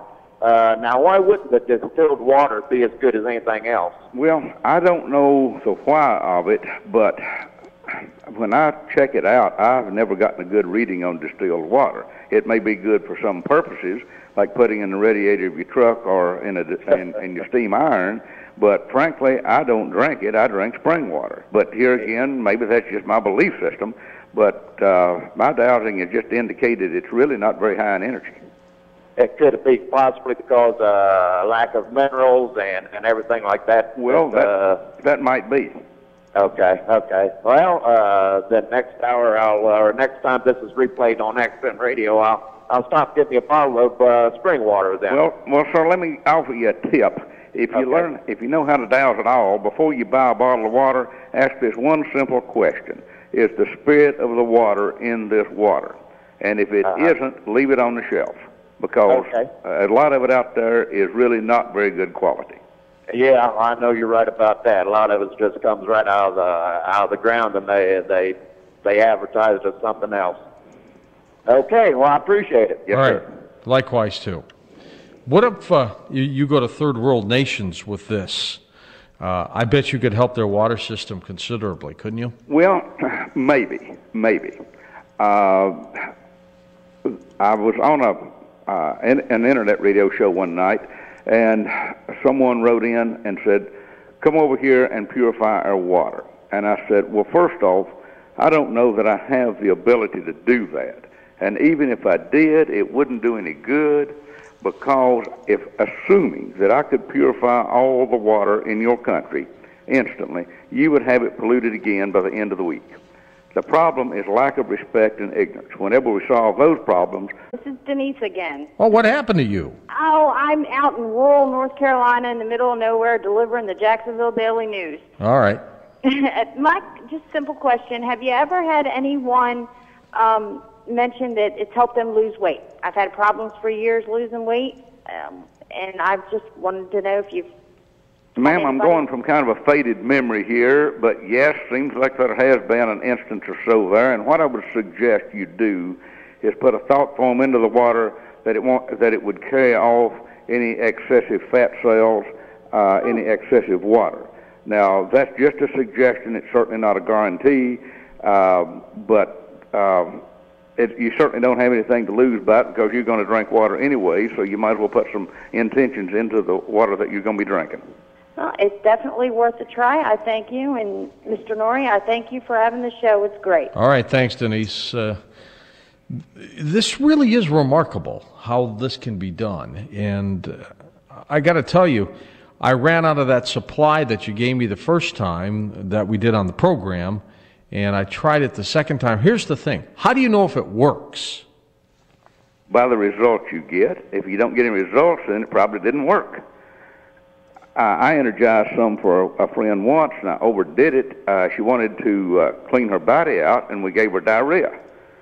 Oh, that's a great thought. So, when you get physical evidence like that, you got to assume it works. But, if you get no results, then you actually have no reason to believe it, and then perhaps it didn't work for you. But that's usually what I base everything on is, did you get physical results? East of the Rockies, you're up with us on Coast to Coast. Hi there. Hello. Yeah, go ahead, sir. Name's Keith. I'm calling from Hardburley, Kentucky. Hi, Keith. For a long-time listener, first-time caller. Good to have you with us. Yeah. I participated in your little experiment a while ago, drank some of the water. I'm sitting here at work right now, because the only water I got is bottled water. It's spring water. And when I was 16, I was ran over by a car. Pretty much destroyed my left knee. Oh, my. And I had to wear a knee brace even to walk. After 31 years, the pain is gone. It's gone? Gone completely. Wait a minute. Say that again. You have worn a knee brace for 31 years? Yes. And the pain is gone? Completely. That thing popped and cracked. I describe it pop like a double-barrel shotgun going off. And the pain is gone. Now, wait just a minute. I want to make sure I hear all this, and we got just a little interference here. What was it sounded like, a double-barrel shotgun? After I drank the water there, I stood up. Like I said, I'm at work right now, calling on cell phone. I stood up, took a little bit of a stretch outside, and that knee popped real loud. Like I said, it sounded like a double barrel going off. Okay. And the pain is gone after 31 years. Hey, I want you to do something for me, okay? Yes, sir. I want you to write my website and put it in your words, and it will be forwarded on to me. Would you do that for me? Okay. As soon as I get home there, I'll pop on my computer there. I'd like to have that one in writing. You got it. All right, spell your website for everybody, even though we've got it linked up on coasttocoastam.com. It's www.raymondgrace.com. That's RaymonGrace. Okay, that's a great story, Raymond. Yeah. 31 years with that kind of pain, and it's gone? Well, that old boy might not know it, but he just made my day. Maybe your year. Wild card line, you're on Coast to Coast. Hi there. Hi, this is Carrie. I'm calling from Janesville, Wisconsin. Carrie, how are you? Good. Long-time listener. I managed to miss the first part when he energized the water, and I was hoping he was going to do that one more time before we quit tonight. Oh, can you do that again? Look, we got videos that'll do that. We got websites out there, the Project Network. Get some information off of that, because I think once tonight probably I'm not internet connected these days. Okay. But I have had some experience with the oxygenated water that has been very positive. That you had a guest here a little while back talking about oxygenating the water, and that was a real positive. Yeah, experience. we were talking about that. Thanks for your call. What if people didn't have water in a jug when you did this? What if it was just in the system? Would that help, or does it have to be isolated? Well, sir, George, I believe it would have to be isolated, but then again, that's what I believe. That might not necessarily be correct. I would go so far as to say if they believe the water was in the pipes that are coming into their kitchen sink, if they believed it would work, it probably would. I mean, we're getting some miracles happening here tonight. Well, doesn't surprise you, does it? Well, we knew we could energize water, and we knew we could help people. What I didn't know, we could do this much this fast.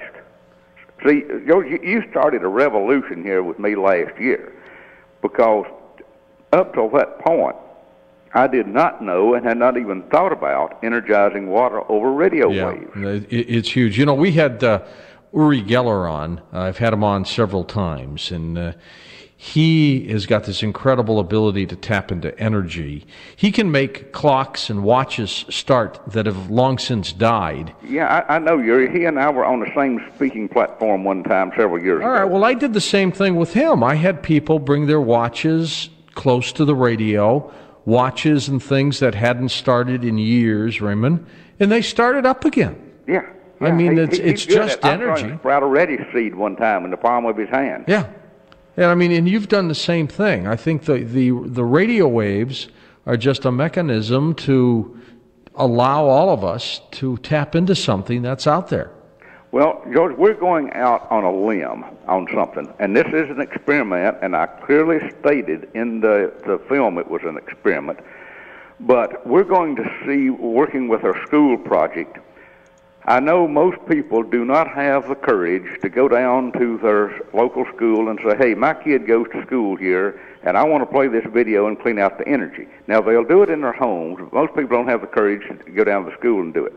We're going out on a limb and trying something, and that is have the people write down the name of the school, or it can be their office where they work. It really doesn't matter, and focus their energy and intent on that while watching me raise the energy. And the way I say it is, I am providing the energy, you provide the direction in which it goes.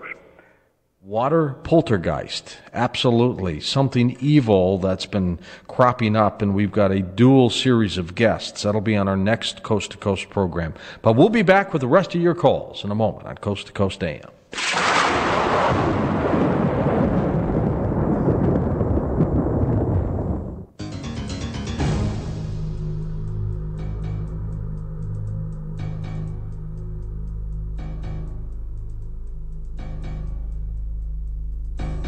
And welcome back, Raymond Grace, our guest, and your final phone calls.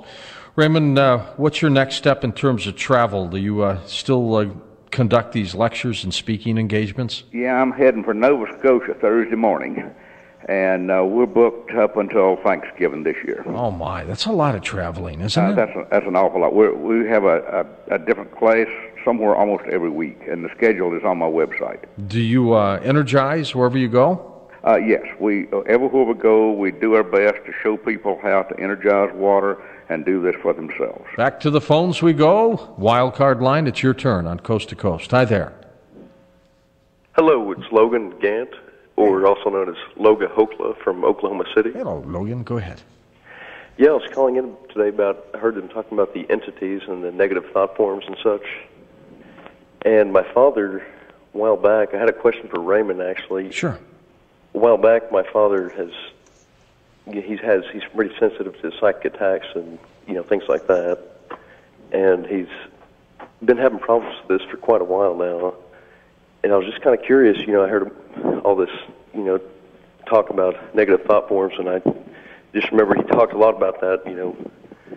Every time I see him, pretty much. And I was kind of wondering maybe if it has anything to do with the water in his house, or maybe negative thought forms manifesting Good in question. water? What do you It probably didn't have anything to do with his water. It may have something to do with things that have happened in the house in the past, or even on the land before the house was built. We've actually found negative entities and even demonic forces that were actually on the land before the house was built, and the folks built a new house and they can't figure out why their house is haunted. Well, it's just because they built it in the wrong spot and didn't clean up the land first. So the chances of the problem being in the water are very, very minimal. That would be one of the last things I would suspect. Okay, so it wouldn't be, if it was something like that, do you think it might affect more than maybe the entire community or something? Well, human beings seem to have more negative effect upon the water than the water does upon human beings. So, to me, that just doesn't sound like a reasonable thing to look for. Okay, well, thanks a lot. Yeah, and George, once again, I've been a long-time listener and love your show. All right, thanks. I appreciate you being part of the program. Well, I got to tell you, this does do some remarkable things. If you can do it and do it right and practice. Is it a matter of practice, or can you get good from the get-go? Well, it depends upon the person, George. Like if a whole group of us were to take an art class, some of them may come out real good artists. I may be able to draw a recognizable tree. People have various talents and abilities, and I think our intent has a lot to do with it. I was never gifted with any specific talent or gift that I'm aware of. Actually, life has never really been that easy for me. I've had to work at about everything I ever did. But what I did, I set a goal that I was going to help clean up the water on this earth so that my descendants and my friends' descendants could have some decent water. I didn't have a clue how I was going about it. I was going to say, you probably thought you were doing it in terms of being against pollution. Right. I started out cleaning up the creeks and the rivers here. West of the Rockies, you're up. Hi there. Hey, how's it going? Good, thanks. This is Ryan from Fairbanks, Alaska. We just want to say hi, George, and hi, Raymond, and appreciate your show a lot. That's all right. Take it away. I have a question. We have a saying up here in Alaska that if you drink Fox spring water, that you will either end up staying here in Alaska or you'll come back to Alaska.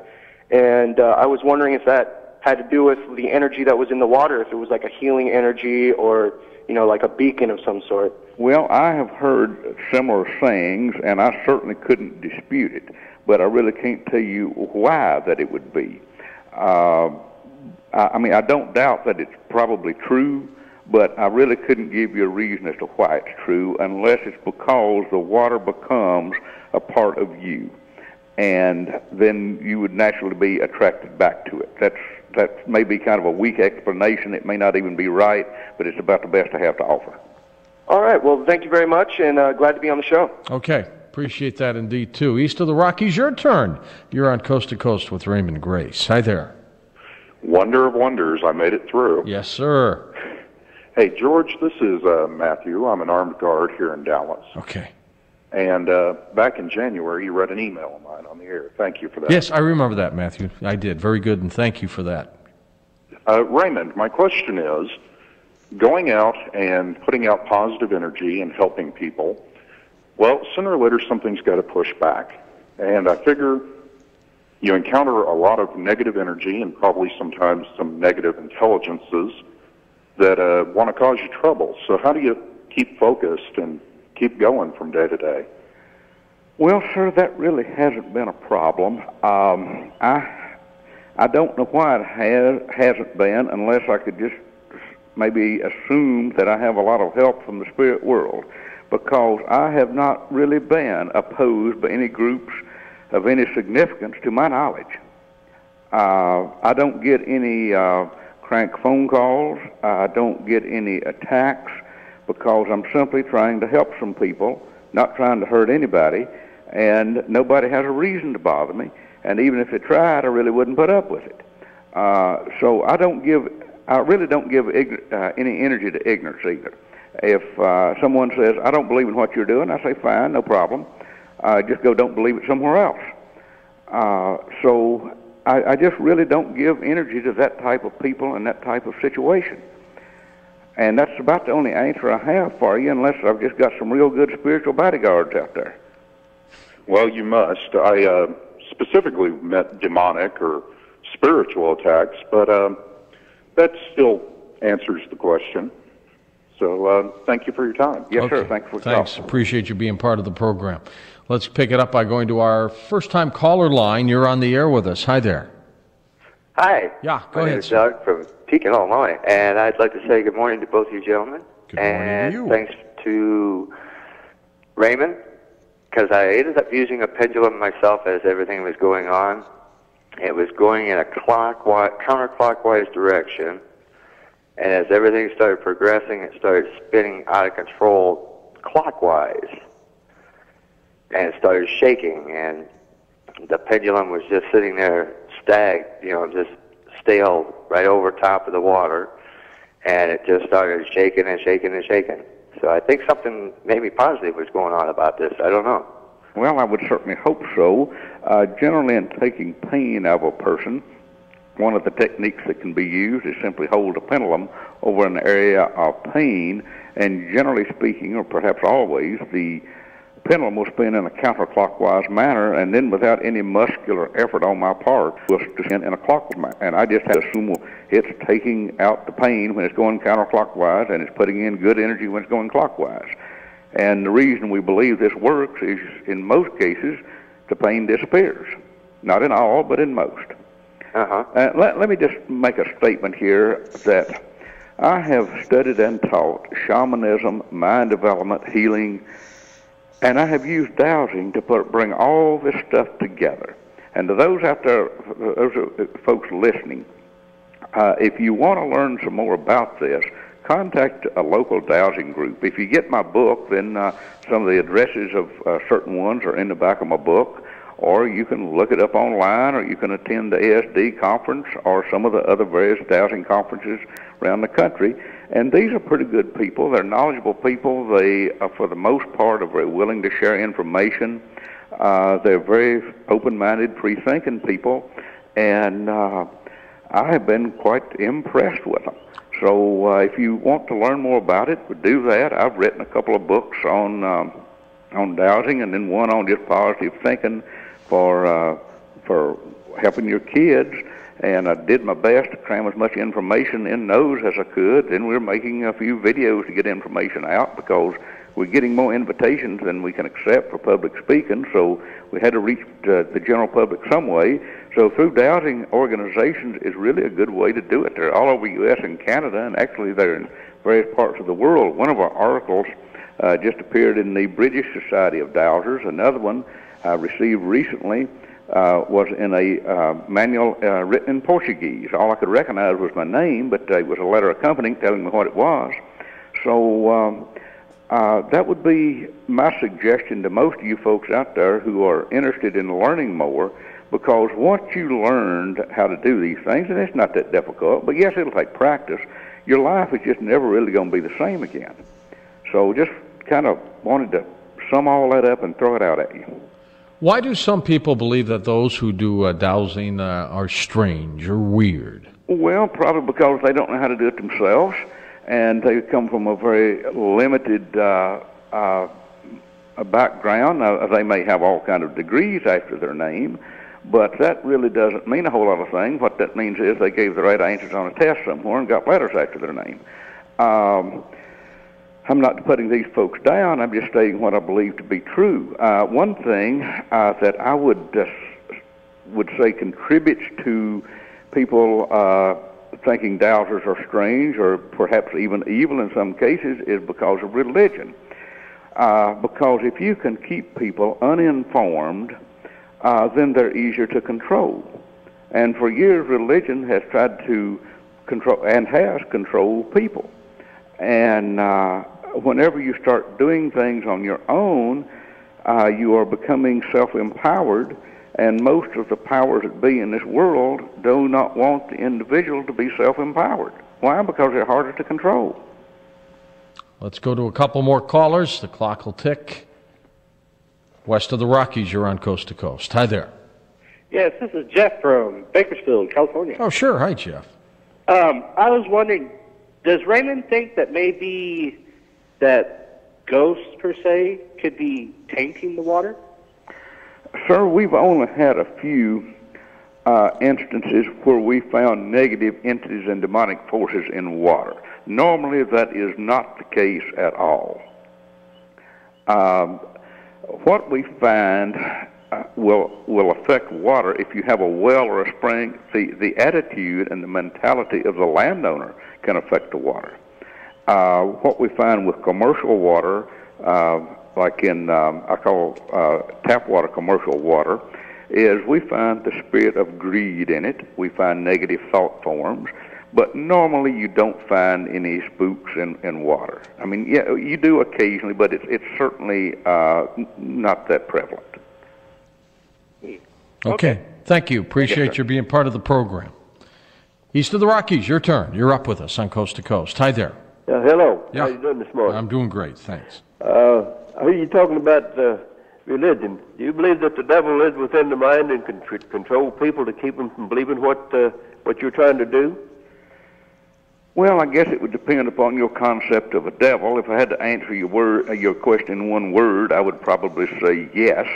I don't know if I can get too far deeply into that conversation there, but to answer your question, yes, there are negative forces that affect the thinking of people, and the reason we have spiritual influences that definitely affect the minds of human beings. And you don't find yourself to be particularly religious, do you, Raymond? No, sir. I have been in the past. I'm not opposed to people that are, by any means. If it makes them a better person, I think that's wonderful. My biggest problem with religion is it controls the free thinking of the individual.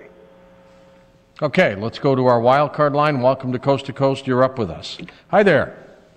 Hi, George. I'm Pat from Hot Springs, Arkansas. Hi, Hot Springs. Water. Yes. And my question for Raymond was, I have some tap water that I had ready here. Now, would it be more beneficial, or would it increase the value of it if I actually put a little bit of it in some spring water? Well, ma'am, I think it would work better if you'd put the spring water in the tap water. Well, I didn't have it. Yeah, if you can put some spring water in there, it probably would help it some. But we may have energized it enough the way it is, because many times in the past at conferences we have had nothing but tap water to use, and we were able to greatly expand the energy field of it anyway. So I wouldn't worry too much about it. I'd just go ahead and put a thought form in it for what you want to do and go ahead and drink it. Okay. Well, thank you. Yes, ma'am. Can you overly energize the water? Yes, sir. We did that at first, and we didn't know any better. So what happens when you do that? A very respected friend out there who forgot more about doubting. Why? You, of all people, should have had the highest energy in your water. And he had to think about it for a while. And that evening after class, he said, well, there is an ideal level, and you have actually been raising it too high. It's something that they call Mises curve, and I won't even attempt to explain that. But there's such a thing as just too much of something, too much of a good thing, I guess. Well, that's true in life. Since that, I have asked that the water be raised to the highest appropriate level for the job which it shall be used.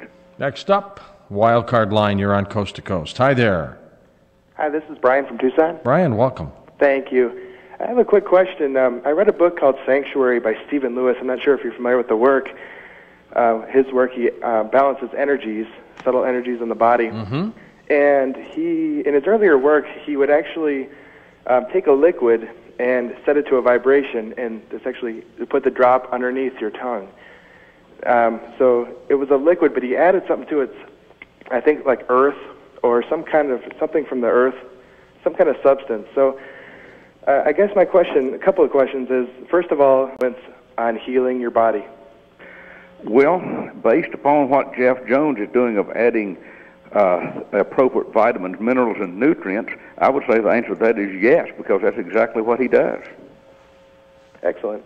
So any suggestions in particular?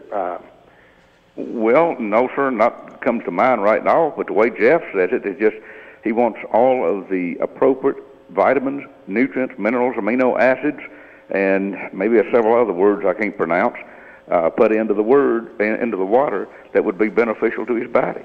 So, that's about as good as I can offer you. Yeah, because I guess my question, how do you get the most out of this? Like, do you have a specific thing that you would recommend to do to the water? Like somebody said, I think George mentioned Mozart earlier. Well, not any more than anything we've talked about. If you want to play pleasant music to it. Can you imagine water pressure all around this country? Probably plummeted over the last few minutes as people are filling up all kinds of things, glasses, jugs, just to get ready. The water companies are probably going, uh-oh, what's going on? We'll be back in a moment.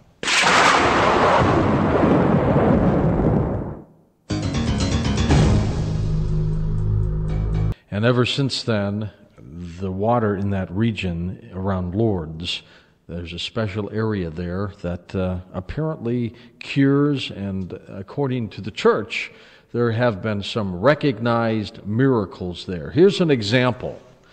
In 1858, paralysis of a woman, she's cured. A 20-year-old, blind in the right eye, cured. And it goes on and on and on. Fractures of the left leg, immediately cured. Pulmonary tuberculosis, cured. That's in 1891, and it goes on. Abdominal tumors, 1904, cured. What is it about this, Ramon? Is this something that is very close to what you're talking about today? Well, it may be because I had a friend that went over there, brought back some of that water, and we tested the energy field of it. I'm going from kind of a faded memory, but I believe the energy field from that water went out about 19 feet. Now, we did a kind of a blind experiment where we had several bottles of water. I would put them on the table one at a time, not really knowing where the water came from or anything about it. And he had pasted a number on the water. So he was measuring them with his dowsing instruments. So he didn't know which water we were measuring, and neither did I. And then after the measurement was taken, he would say what number's on the bottle, and I would tell him, and he would go back and write down, okay, it went out 10 feet, went out 19 feet, whatever. So it was a fairly blind experiment. And he asked if I would energize one for him, and I did, and it went out 60 feet. And it was a drop of the water I had energized that energized the 23,000-gallon swimming pool. Now, what was really interesting was this fella had a burn on his arm about 3/8 of an inch wide that hadn't been healing up. He got in the pool one night and came out. He saw the burn was gone, and there was no scar left. He then invited some of his neighbors to come over who had various physical problems. They got in the pool and found out they didn't hurt anymore. And this, I don't know how long it continued, but the story I got was, and I really had no reason to doubt it because these are honorable people, there was a alternative cancer clinic that referred a little 10-year-old girl to them that was pretty much eat up with cancer. Now, I don't know of what type. I didn't get any details. And they wouldn't even let the little girl in the pool because of all of the skin eruptions. But they did take 5 gallons, pour in a little kiddie pool, put her in it, and had a splash of water all over. And within, I don't recall the exact time limit, but within 3 weeks, the clinic could find no trace of cancer in her body. So I think we're dealing with something similar. I would suggest that perhaps one of the reasons why there has been so many miraculous cures at this place is the belief system of the people. I think so, too. People can cure themselves with their belief system. That has a lot to do with it. Yes. You couple it with positive energy of something else, it's going to work. Yes. I find that many times I will get better results in working in front of a group of people in my audience than I would if I were working one-on-one. Why we are combining the belief systems of all of the people out there and their intent to help the person. And the truth is they have more to do with it than I do. All right, let's do this experiment. Tell people what they need to do right now. Well, actually, I use this station break time to clear the water. And, boy, somebody out there is really trying to... You can feel that? Well, I found it with my dowsing system. I simply said, do you understand about all the water out there that the folks want energized tonight, and I got a yes. I said, okay, has anybody got any water out there that has demons in it? And I got a yes. I didn't bother to count to see how many or anything. Could be more than one. Well, I don't doubt that a bit. Is it more than one? Yeah, how many is it one? I think probably it's about 17 of them, maybe. 17 or 18, somewhere in that range. Out of millions? That's not all bad, is it? No, not all. Not bad at all. So what I hope I have done, frankly, I've done the same thing I did last year, just to kind of repeat performance here. We worked at removing any demonic forces, any type of negative spiritual influence, any negative thought forms, any hexes, curses, or spells, any negative energetic patterns. We had to clear it all up. We worked at scrambling the frequency of the chemical, biological, and radiological pollutants and adjusting that frequency to the frequency of pure water. So now we are ready to go. And we also invited in the spirit of the water because we had to clear it out before the spirit of the water would come in. So what we want to do now is to raise the energy of this water, setting out there by everyone's radio or whoever it happens to be, to the highest appropriate level to accomplish the greatest amount of good. Now, that's the best way I know to do that. That's kind of a general, vague statement, but still, yet I think it'll cover all the bases because I don't know what each person needs out there. Okay. What I would like and I know we've got a few, you're going to draw a few locos in no matter what you do. So, but I'd say for the most part, based upon what I've learned and associated with your listening audience in the past year, you've got an awful lot of really good, sincere people out there. Yes, we do. And for those of you out there that have pain, what I'd like for you to do is just focus on that we're changing the energy in this water, and you're going to drink it in a little bit. But before you drink it, I want you to hold it and say a prayer over it. I don't really care whether you even use English or not. I don't care what your prayer is, or if you don't like the word prayer, put an affirmation into it or an intent. You act upon your own belief system and put the thought into this water. What do you want it to do for you? And as you are slowly drinking the water, have the mentality or the thought, this water is going into my body, and it is becoming a part of every cell in my body, causing it to function in a healthy manner. If you have cancer, you might visualize this water going in and dislodging cancer cells. If you have arthritis, you might visualize it dissolving any calcium deposits in your joints. If you can incorporate visualization along this, and all visualization is, or imagination, is creating a mental picture of what you want to happen. Now, you're not, if you focus on your pain too much, or on the problem continually, you're not going to help yourself. What you got to do is focus on the goal, because energy follows thought. At least some guy named Einstein is supposed to have said something like that. So you want to put your thoughts into what you want, not into what you don't want. So just create a mental picture of what you want to happen in your body. Now, you don't have to be anatomically knowledgeable and correct on this. If you want to create a mental picture of it, symbolic, well, that's fine. Go ahead and do that. And it really doesn't matter how ridiculous it may be, because the brain thinks in pictures rather than words anyway. So create a mental picture of what you want to happen in your body, and ask the water to go into your body and make those corrections for you. Now, this is done with respect and more of a very respectful request more than a demand, really, in my opinion. And then,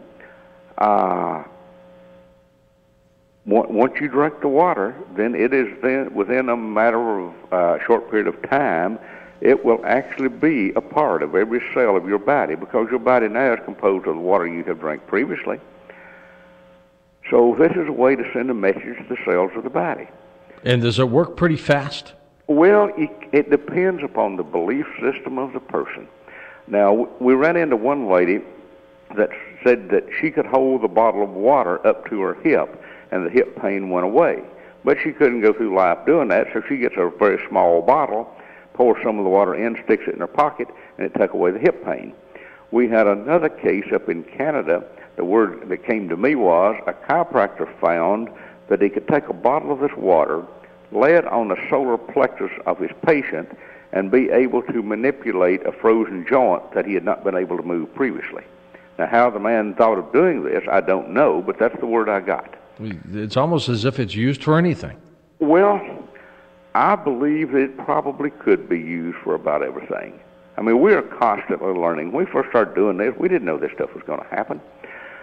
Just like we had a call from a gentleman down in Southern California there in the desert who had a well going dry, and he wanted to know if I could help him with it. I said, well, your problem is the land has some curses on it. You've got a lot of negative energy. Let's see if we can get rid of it. And then he has a big hot spring there, and it's quite old, like maybe built back in the 30s, and moss and algae and so on have grown around the pool. He had a pool which he sent a picture of it. It looked about the size of a big swimming pool, and his spring was just really choked up with algae. And I said, I'm going to send you a video there. You play it and put your container of water in front of the video, then take the water and pour in your spring, but put a thought form what you want. Well, this gentleman showed up in my class down in Southern California back in March, and he had done that. Within a week, he goes out there and he finds out that all the moss that he's tried to scrub off and vacuum off of and couldn't is all coming loose. Not only that, the spring cleared up. Now, the interesting thing about this is the spring... This one, Clint from Alberta, Canada. Okay. Water works. I've been suffering from severe back problems. I did the water experiment just now, laid back down. My back cracked loud with just a loud noise, and my God, my back doesn't hurt at all. I just had to tell you. Thanks so much. Well, I want to thank you for writing in, and I'll be honest with you, I didn't expect it to work that quick. All right. Can this work on several ailments in one individual or only one thing? I don't know of any reason it couldn't work on anything if the person's belief system can accept it. I think that has probably got more to do with it than anything I would do. Raymond, what about some people who will hear a refeed of this program tomorrow, or maybe we'll repeat it? George, it still works because last year we got a letter from a truck driver who was driving at the time, so he couldn't set a bottle of water out there. He plays it on your streamline the next day. Streamlink. And he said he had backaches for years, and it took it away. Now, I have written an article called Waterworks, and would it be okay if I give the folks a website where they can find it? Sure, absolutely. All right, right here it is, 3 W's and a dot, SERI, capital letters, dash, worldwide.org. And there is a link to that from my website, raymondgrace.com, if you just want to go there and try to track it down from there. Are you getting recognition around the country now, around the world, about this? Well, to a small degree. You had a guest on Sunday night, Dr. Bill Feller from down in Arizona. Yeah, Art did, yeah. That was in the movie What the Bleep Do We Know? Yes. Well, he and I met in Payson, Arizona last November and sat there and talked for 2.5 hours on this stuff. And I took a good friend of mine, Ed Stillman, along with me because Ed was a retired aerospace engineer. He was also Dazzler of the Year for North America, so he spoke both Mr. Tiller's language and mine. And I actually needed him to kind of help translate some things for me. But when all the dust settled, he said, you know, you fellas are saying the same thing. So, you know, we are getting a little bit. I have been invited to speak at a gathering in New York in September with Dr. Edgar Mitchell, the Apollo 14. the gentleman with the head of the Noetic Sciences Science Institute. He and I will be sharing the stage up there with a small group of scientists from all over the country. It's going to be neat to be with him. I like him. He's a friend of ours, and it's just a neat to talk to or be with someone who actually walked on the moon. Right. Well, he and I have had a phone conversation, but I've never actually met the man. I'm looking forward to it. Well, you'll have a great time with him. So yeah, we're getting some people to listen. I've actually sent some of the videos over to Taiwan and Hong Kong, and some of the Chinese folks over there seem to be getting very good success with this. They're really interested in it, and they're using them to start water projects in Australia and then in China and wherever they happen to be. What we hope we've got something here is that it can go worldwide, and it's there's not enough of me to go around and do all this stuff, so the best way I know to do it is just put out information. What happens to the physical property of water once you do this energize routine?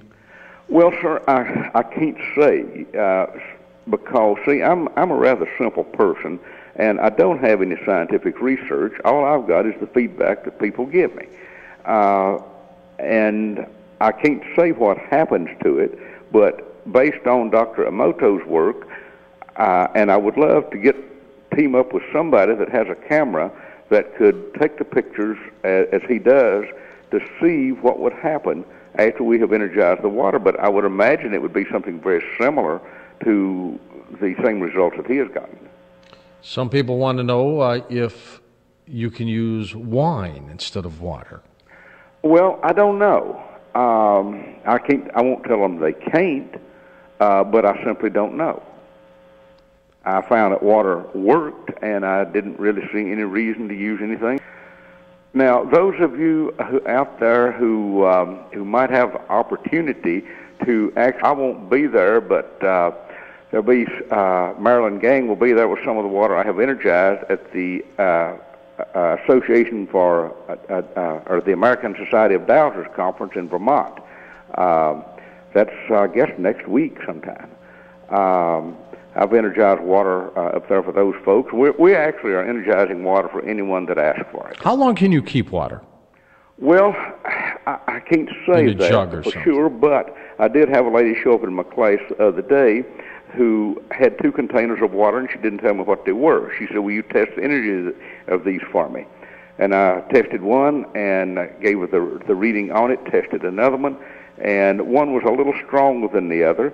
And I said, okay, where did it come from? She said, this is what you energized for me about 3 years ago. And it was still holding its energy. That is pretty But good. it had not been exposed to any type of negative energy. Now, what I want to do here, I want to put a thought form in this water out there that we're energizing, that it will be immune to any forces, physical or non-physical, that would deteriorate from its life force and purpose. And the reason I do this, and I can't prove it'll work, but I believe it'll work, and that is to keep anybody from using it for any type of non-beneficial purpose. All right, would you repeat very quickly that website you just mentioned? Is it Serva Worldwide? What was that? Oh, yes, it was. It's at the Subtle Energy Research Institute, and it's SERI-worldwide.org. And you got to get that dash in there, right? Apparently so, or you can pick it up off my website, either one. All right, very good. We'll take a few fast blast questions, though, when we come right back on Coast to Coast AM.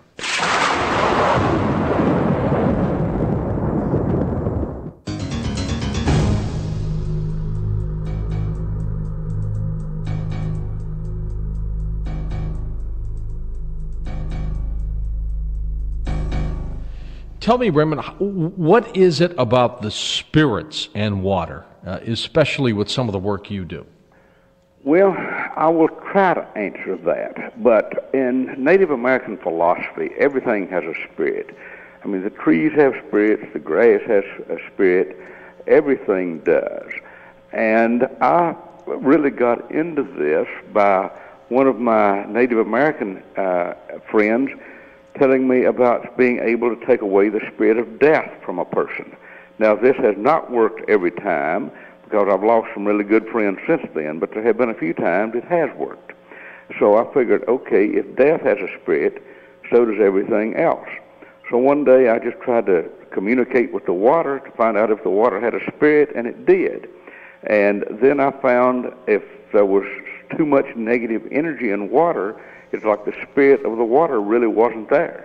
Now, I can't put this into any kind of scientific terms, but that's just what I learned, and once I learned and started working with it, it made a difference. And whenever we're working with a well, and I really don't do a lot of finding water. I do very, very little of that because so many other people are better qualified than I am to do this. How many people do what you do? Not very many. I didn't think I really don't know. Okay. But not. It's not like you many. don't have like an organization of people like you. I don't no. I don't have anything organized, George. But but what I do, I just try to put out information to people so they can use it, which is what I'm doing tonight. And some people get it and some don't. This is why we have the projects. Now, we have a project I really like to mention. It's called Raising the Consciousness of the Earth. And actually, this is not my project.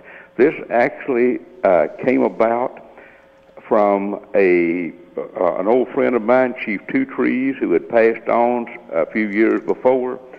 And his spirit actually came to a person. Her name is Jonah Ray Barges down in San Diego. I'd never heard of the woman before, but she writes me an email telling me that we've got to get this project going. Well, at first, I really didn't believe her because I had no reason to believe her. But what happened, we went ahead and went with it because she had computer expertise that I didn't have, and I kind of provided the knowledge, the energy for it. She got it out there for us. We now have people all around the world that 4 times a year are working to raise the energy of the earth and the consciousness of humanity, and we're doing it again at 8 p.m. local time on June the 22nd. And there's also a link on that to my site. It's called Call to Action, so I won't spend any more time on it. Anyone can read it for themselves. And their next one is we haven't got this one off the ground well enough yet, but it's to stop abuse on women and kids. And we know this can be done simply because we've done it. We might not stop every child in the world from being abused, but by golly, we can help a lot of them and prevent this stuff. I have worked for battered women shelters. I have worked for individual families. And in practically every case, the conditions have improved. Now, that's not saying that we solved all the problems. I don't even want to suggest that. But what I'm saying is, we have been able to decrease a lot of abusive situations. And I have to be evasive here on the place and the person to protect them. But I have a letter on official Royal Canadian Mounted Stationery thanking me for helping lower the violent crime rate in a native village somewhere in northern Canada. I should have you dump water all over Iraq. You know? Well, you know, I've had things like that suggested. I don't know how much we can do there. Something like that would take an immense amount of energy because people over there have been fighting for hundreds of years, and there's a lot of negative energetic patterns there. I don't think I ever found a place on Earth except that could equal the Middle East with the number of curses on the land, but I haven't gotten deeply into that kind of stuff. I work mostly on just small groups here in America trying to help them. And I really don't go where I'm not invited. The people who are doing this now with the experiment, one person said he just put a lot of it on his bald head. Will he grow hair? Well, I can't promise him, but I'll tell you this. I've got someone in California that had a stray cat that kept coming around, and the thing was just really wild, but they would put out food and water. And I don't know what had happened to this cat, and they didn't either, but all the hair was gone. So they started putting some of the energized water in the dish for the cat to drink, and the hair grew back on it. How do you know if the water's negative or has demons? Well, you have to ask, just the same way we find if they're in a school or That's home. where the pendulum comes in. Right, exactly. I simply ask, are there any demonic forces in this water, and I either get a yes or a no. Now, how does that work, though, the pendulum? Well, if it... You're holding it up with your little I hold it by a fingers, little string. The chain on this thing is probably 4 inches long, and I got a 45 bullet on the end of it. And I simply ask a question, and if the answer is yes, it will move toward me and directly away from me out to the front. If the answer is no, it will move crossways across my body from right to left. And anytime I am raising energy or sending a positive energy or improving something or accelerating something, it will spin in a clockwise manner. If we are removing something, it will normally spin in a counterclockwise manner. Is what you're doing, according to one of my questions here, Fast Blast questions, like prayer? I would have made the statement many times, there's not any difference in praying and doubting, because both of them are focusing your intent for a positive result. Of all the work that you've done so far, which one for you has been the most fulfilling? Boy, that's a good question. I would have to say, right off the top of my head, it might have been saving the life of a little 4-year-old girl that was dying, and she was in the hospital, and her granddad called me, and this was a friend of mine, and so the kid was just literally dying, and they couldn't seem to figure out what was wrong with her, and we found some noxious energy in her home. We removed it, and within 2 hours, the kid was released from the hospital and went back home. Within 2 hours? Within 2 hours. That's absolutely staggering. She had gotten to where she was almost paralyzed. She couldn't walk. She couldn't use her muscles. The next day, the kid's walking fine. I would have to say, and this is probably based on the fact that her granddad was one of my very good and respected friends, and I think that gave me probably more satisfaction than anything else. But there had been literally hundreds of them. One of the things I'm probably most proud of, and this is what I put in the book, my book I've just written, Future's Yours, Do Something About It, which is based on Seasons of April. I get my tongue tangled here. Seasons of April, which is based on how I use these techniques to raise my kid. And she was able to help a couple of kids at school without anyone ever knowing it, and they still don't know it unless they happen to be listening to your show or reading the book, one was dying, was in intensive care, and the other, a little girl, had bone cancer, and both of them got totally well, but nobody knows why. She never told anybody except me. I don't reckon. And what we're doing, that book is doing pretty good out there for anyone who has kids. And in Toronto on July 4th weekend, I'm doing a class specifically geared for children and their parents, grandparents, teachers, and whatever. It's the first time we've ever attempted to do anything quite like this. Excuse me, I got a frog in my throat. So we're going to see how it goes over. I just had a story before you came on about 1,000 frogs that fell from the sky in Serbia. I hope you weren't there. Yeah, I hope you weren't there with your mouth open. No, it didn't have anything to do with that. So I would have to say that anytime we can help families and we can help kids, it really makes all the work worthwhile. Some people are drinking this water and they feel tingly. What does this mean? That is a typical feeling. It's also a typical feeling for the water to feel lighter, like it just kind of rolls off their tongue. But tingling is always a good sign. To me, it just tells us that something is happening in their body. A lot of times whenever we're doing energy work on a person, they'll feel tingly. There's another person says, I just don't believe this will work. I don't believe it. So what do you say? He's probably right. For him, it won't. So if you don't believe it, it won't be. Probably. However, these things have been given to people that didn't know what was going on, and it still worked. And then one lady swears that it took the cataracts off of her dog, and I don't think the dog had a belief system in it one way or the other. So, you get into all kind of variations. Tell me again about some of the scientific experiments to back some of this up. Well, the only ones we have, to my knowledge, right off, are the few water analysis reports of the wells before and after. And there have been very few of them, frankly. We really don't have that much scientific evidence except for the water analysis report. Well, how about measuring energy of water? Can you do that?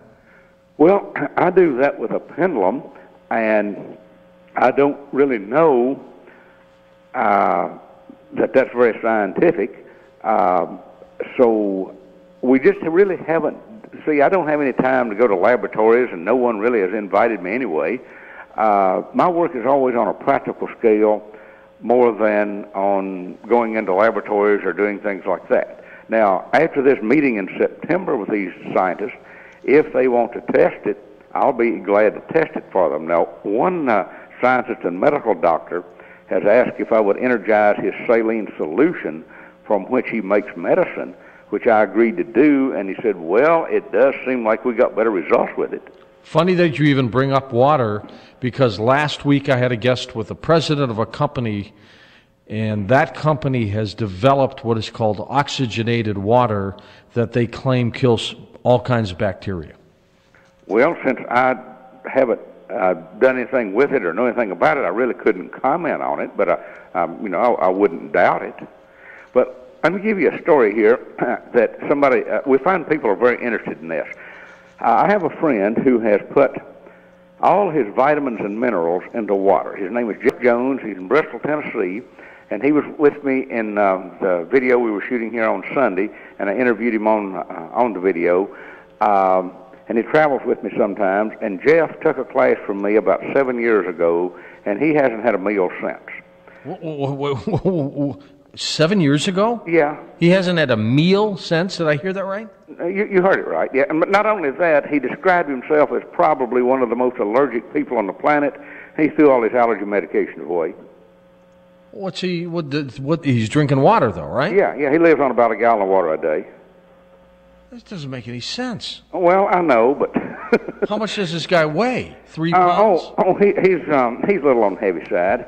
How does he get heavy if he hasn't eaten in 7 years? Well, he puts all of his nutrition in water, and his weight will vary up and down as much as 15 pounds, depending upon how much stress he's under at the time. If he's under stress, he always gains weight. He must have no cholesterol level at all. Well, I don't know about that, but there's someone asked him in the interview we were doing the other day about since you don't eat sweets, what kind of shape are your teeth in?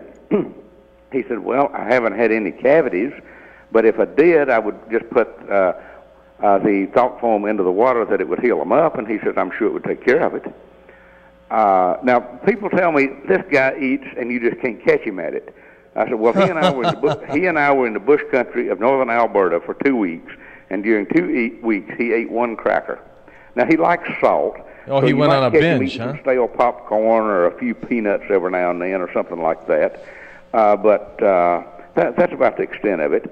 And every day he energizes him a gallon of water, and sometimes he drinks more than a gallon, just depending upon the situation. Does he ever get hungry, Raymond? No, he says he never gets hungry.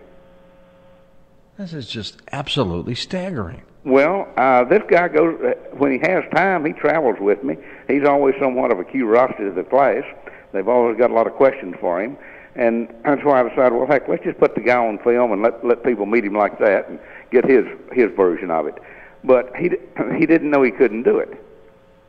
You know, when I was a kid growing up in Catholic school, I didn't go to Catholic school, Catholic church rather, the priest always talked about holy water. The church was full of holy water. Every entrance to a door had a little cup there attached to the wall full of holy water. Is that the same thing as what you're doing? Well, I think so. I really think it is. Just like energized water, I guess. Exactly. Actually, I was acquainted once with a priest, and he said, you know, I'd been making energized water for years, but didn't really understand what I was doing. I always thought when I was a kid you couldn't even drink that water, but I guess you could. Well, I encourage people to drink it. Well, you know, I got to tell you, when you did your experiment, I had a glass of water here by my microphone, and it does feel energized. It tastes different. Well, I'm glad we got your attention. I always believed anyway, Raymond. It is something. Well, we're going to open up phone lines at the top of the hour, but I have a few more questions here for you. All right, as we get through this. Oh, I love your questions. What would happen if you took a cup of this energized water, dumped it into the Mississippi, dumped it into the ocean, dumped it somewhere? Well, we have hundreds of people out there doing that. I don't know who all, but every now and then I get email or feedback, or people come up to shake hands and tell me, yes, I've dumped this in this body of water and so on. We have had some reports of algae, noxious water weeds, whatever, disappearing out of a pond. We have some friends down in Texas that put some in the lake, and didn't tell anyone. Some fella comes by one day who swims in the lake quite often. He says, you know, I noticed the water out there in the lake was a lot different today. He's out, but yet someone could tell the difference. We energized a therapy pool in Casper, Wyoming, and the word I got back was the arthritic patients that were normally out there complaining about aches and pains were out there having a party. The lady also said that the maintenance folks had put so much chemicals into the water that a bathing suit would literally start coming apart after about 10 visits to the pool. In months after that, no more chemicals had been required to be put in the pool. A bathing suit would come apart? Would start to come apart. They put so many chemicals in it would actually start to deteriorate. That's my kind of water. That's where you want to take a date, and that's the kind of pool you want to take somebody into. Yeah, I don't know what we're doing to the skin, though. But these were her words and not mine. But she wanted, she was just asking, well, what on earth have you done to this? Now, the pool up in Canada where we only put one drop in, these folks normally had to put chlorine in the pool. I was told later that they went for months and didn't have to put any chlorine in it. Charlene from Massachusetts wants to thank you personally, Raymond. She says, I've not been able to bend my fingers for so long because of the pain. This was an immediate pain that was now gone. I can bend my fingers all the way. Can I pour the water into another bottle so that I might be able to help someone else with it? I think the answer to that is yes, isn't it? Tell her to help as many people as she can with it. And tell her she just made my day. I mean, it's amazing how quickly this happens for people. Yeah, that's amazing to me too, George. What do you got to do with this? Anything? I don't know. I think it's all you. Maybe I'm giving it a boost. You're not only giving it a boost, George, you are giving an opportunity here that I am extremely grateful for, not for the publicity for myself, but to wake people up to the fact they can make their own medicine out of water and to create a respect for the water and help people clean it up worldwide. That's what the Water Project's all about. Well, stay with us. One more hour to go. Now we're going to open up the phone lines to give you an opportunity to talk to this absolutely incredible person. I'm George Norrie. Back in a moment.